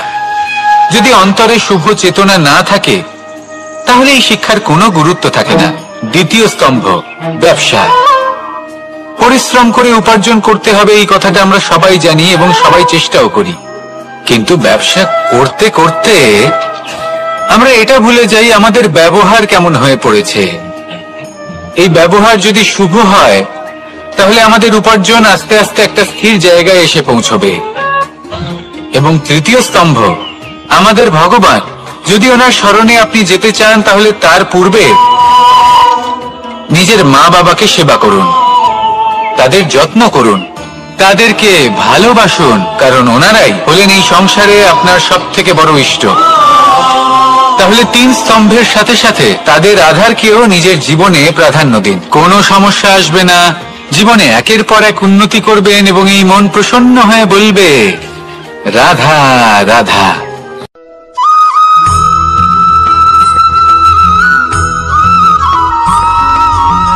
এই সংসারে কখনো কোনো ব্যক্তিকে তার বাইরের পোশাক দেখে বিচার করার চেষ্টা করবেন না, এটা খুব বড় ভুল করবেন। যেমন আমরা জীবনে অনেক সময় এমন করি, ধরুন কোথাও একটা গাছ দেখলাম, খুব বিশাল আকারের একটা গাছ, যেটা মাটির থেকে অনেক উঁচুতে পৌঁছে গেছে, যার বিশাল শাখা আছে। সেগুলো দেখে আমরা ভাবি যে এই গাছে হয়তো কত সুস্বাদু ফল আছে, আমরা সেই গাছের পরিচর্যা করতে থাকি। আবার অন্যদিকে হলো একটি তৃণ, যেটা মাটি থেকে কিছুটা উঁচুতে পৌঁছেছে, কিন্তু সেই তৃণর নিচে, মাটির নিচে অত্যন্ত সুস্বাদু ফল বা সবজি জন্ম নেয়, যা আমাদের স্বাস্থ্যের পক্ষে অত্যন্ত উপকারী। সেই জন্য কখনো আবরণ দেখে কাউকে বিচার করতে চেষ্টা করবেন না, তার বদলে এটা বোঝার চেষ্টা করুন যে আপনার সামনে যে ব্যক্তি আছে বা বস্তু আছে তার বিশেষত্ব কি। যদি এই বিশেষত্ব বোঝার ক্ষমতা আপনি অর্জন করেন, যদি এই শিল্প আপনি নিজের ভেতরে জাগ্রত করেন, তাহলে এই সংসারে বিশেষত্ব কি সেটা আপনি জানতে পারবেন। আর এই সমস্ত খেলা দৃষ্টি থেকে নয়, দৃষ্টিভঙ্গি থেকে জন্ম নেয়। দৃষ্টিভঙ্গি সবসময় শুভ রাখুন, আর আমার সাথে ভালোবেসে বলুন রাধা রাধা।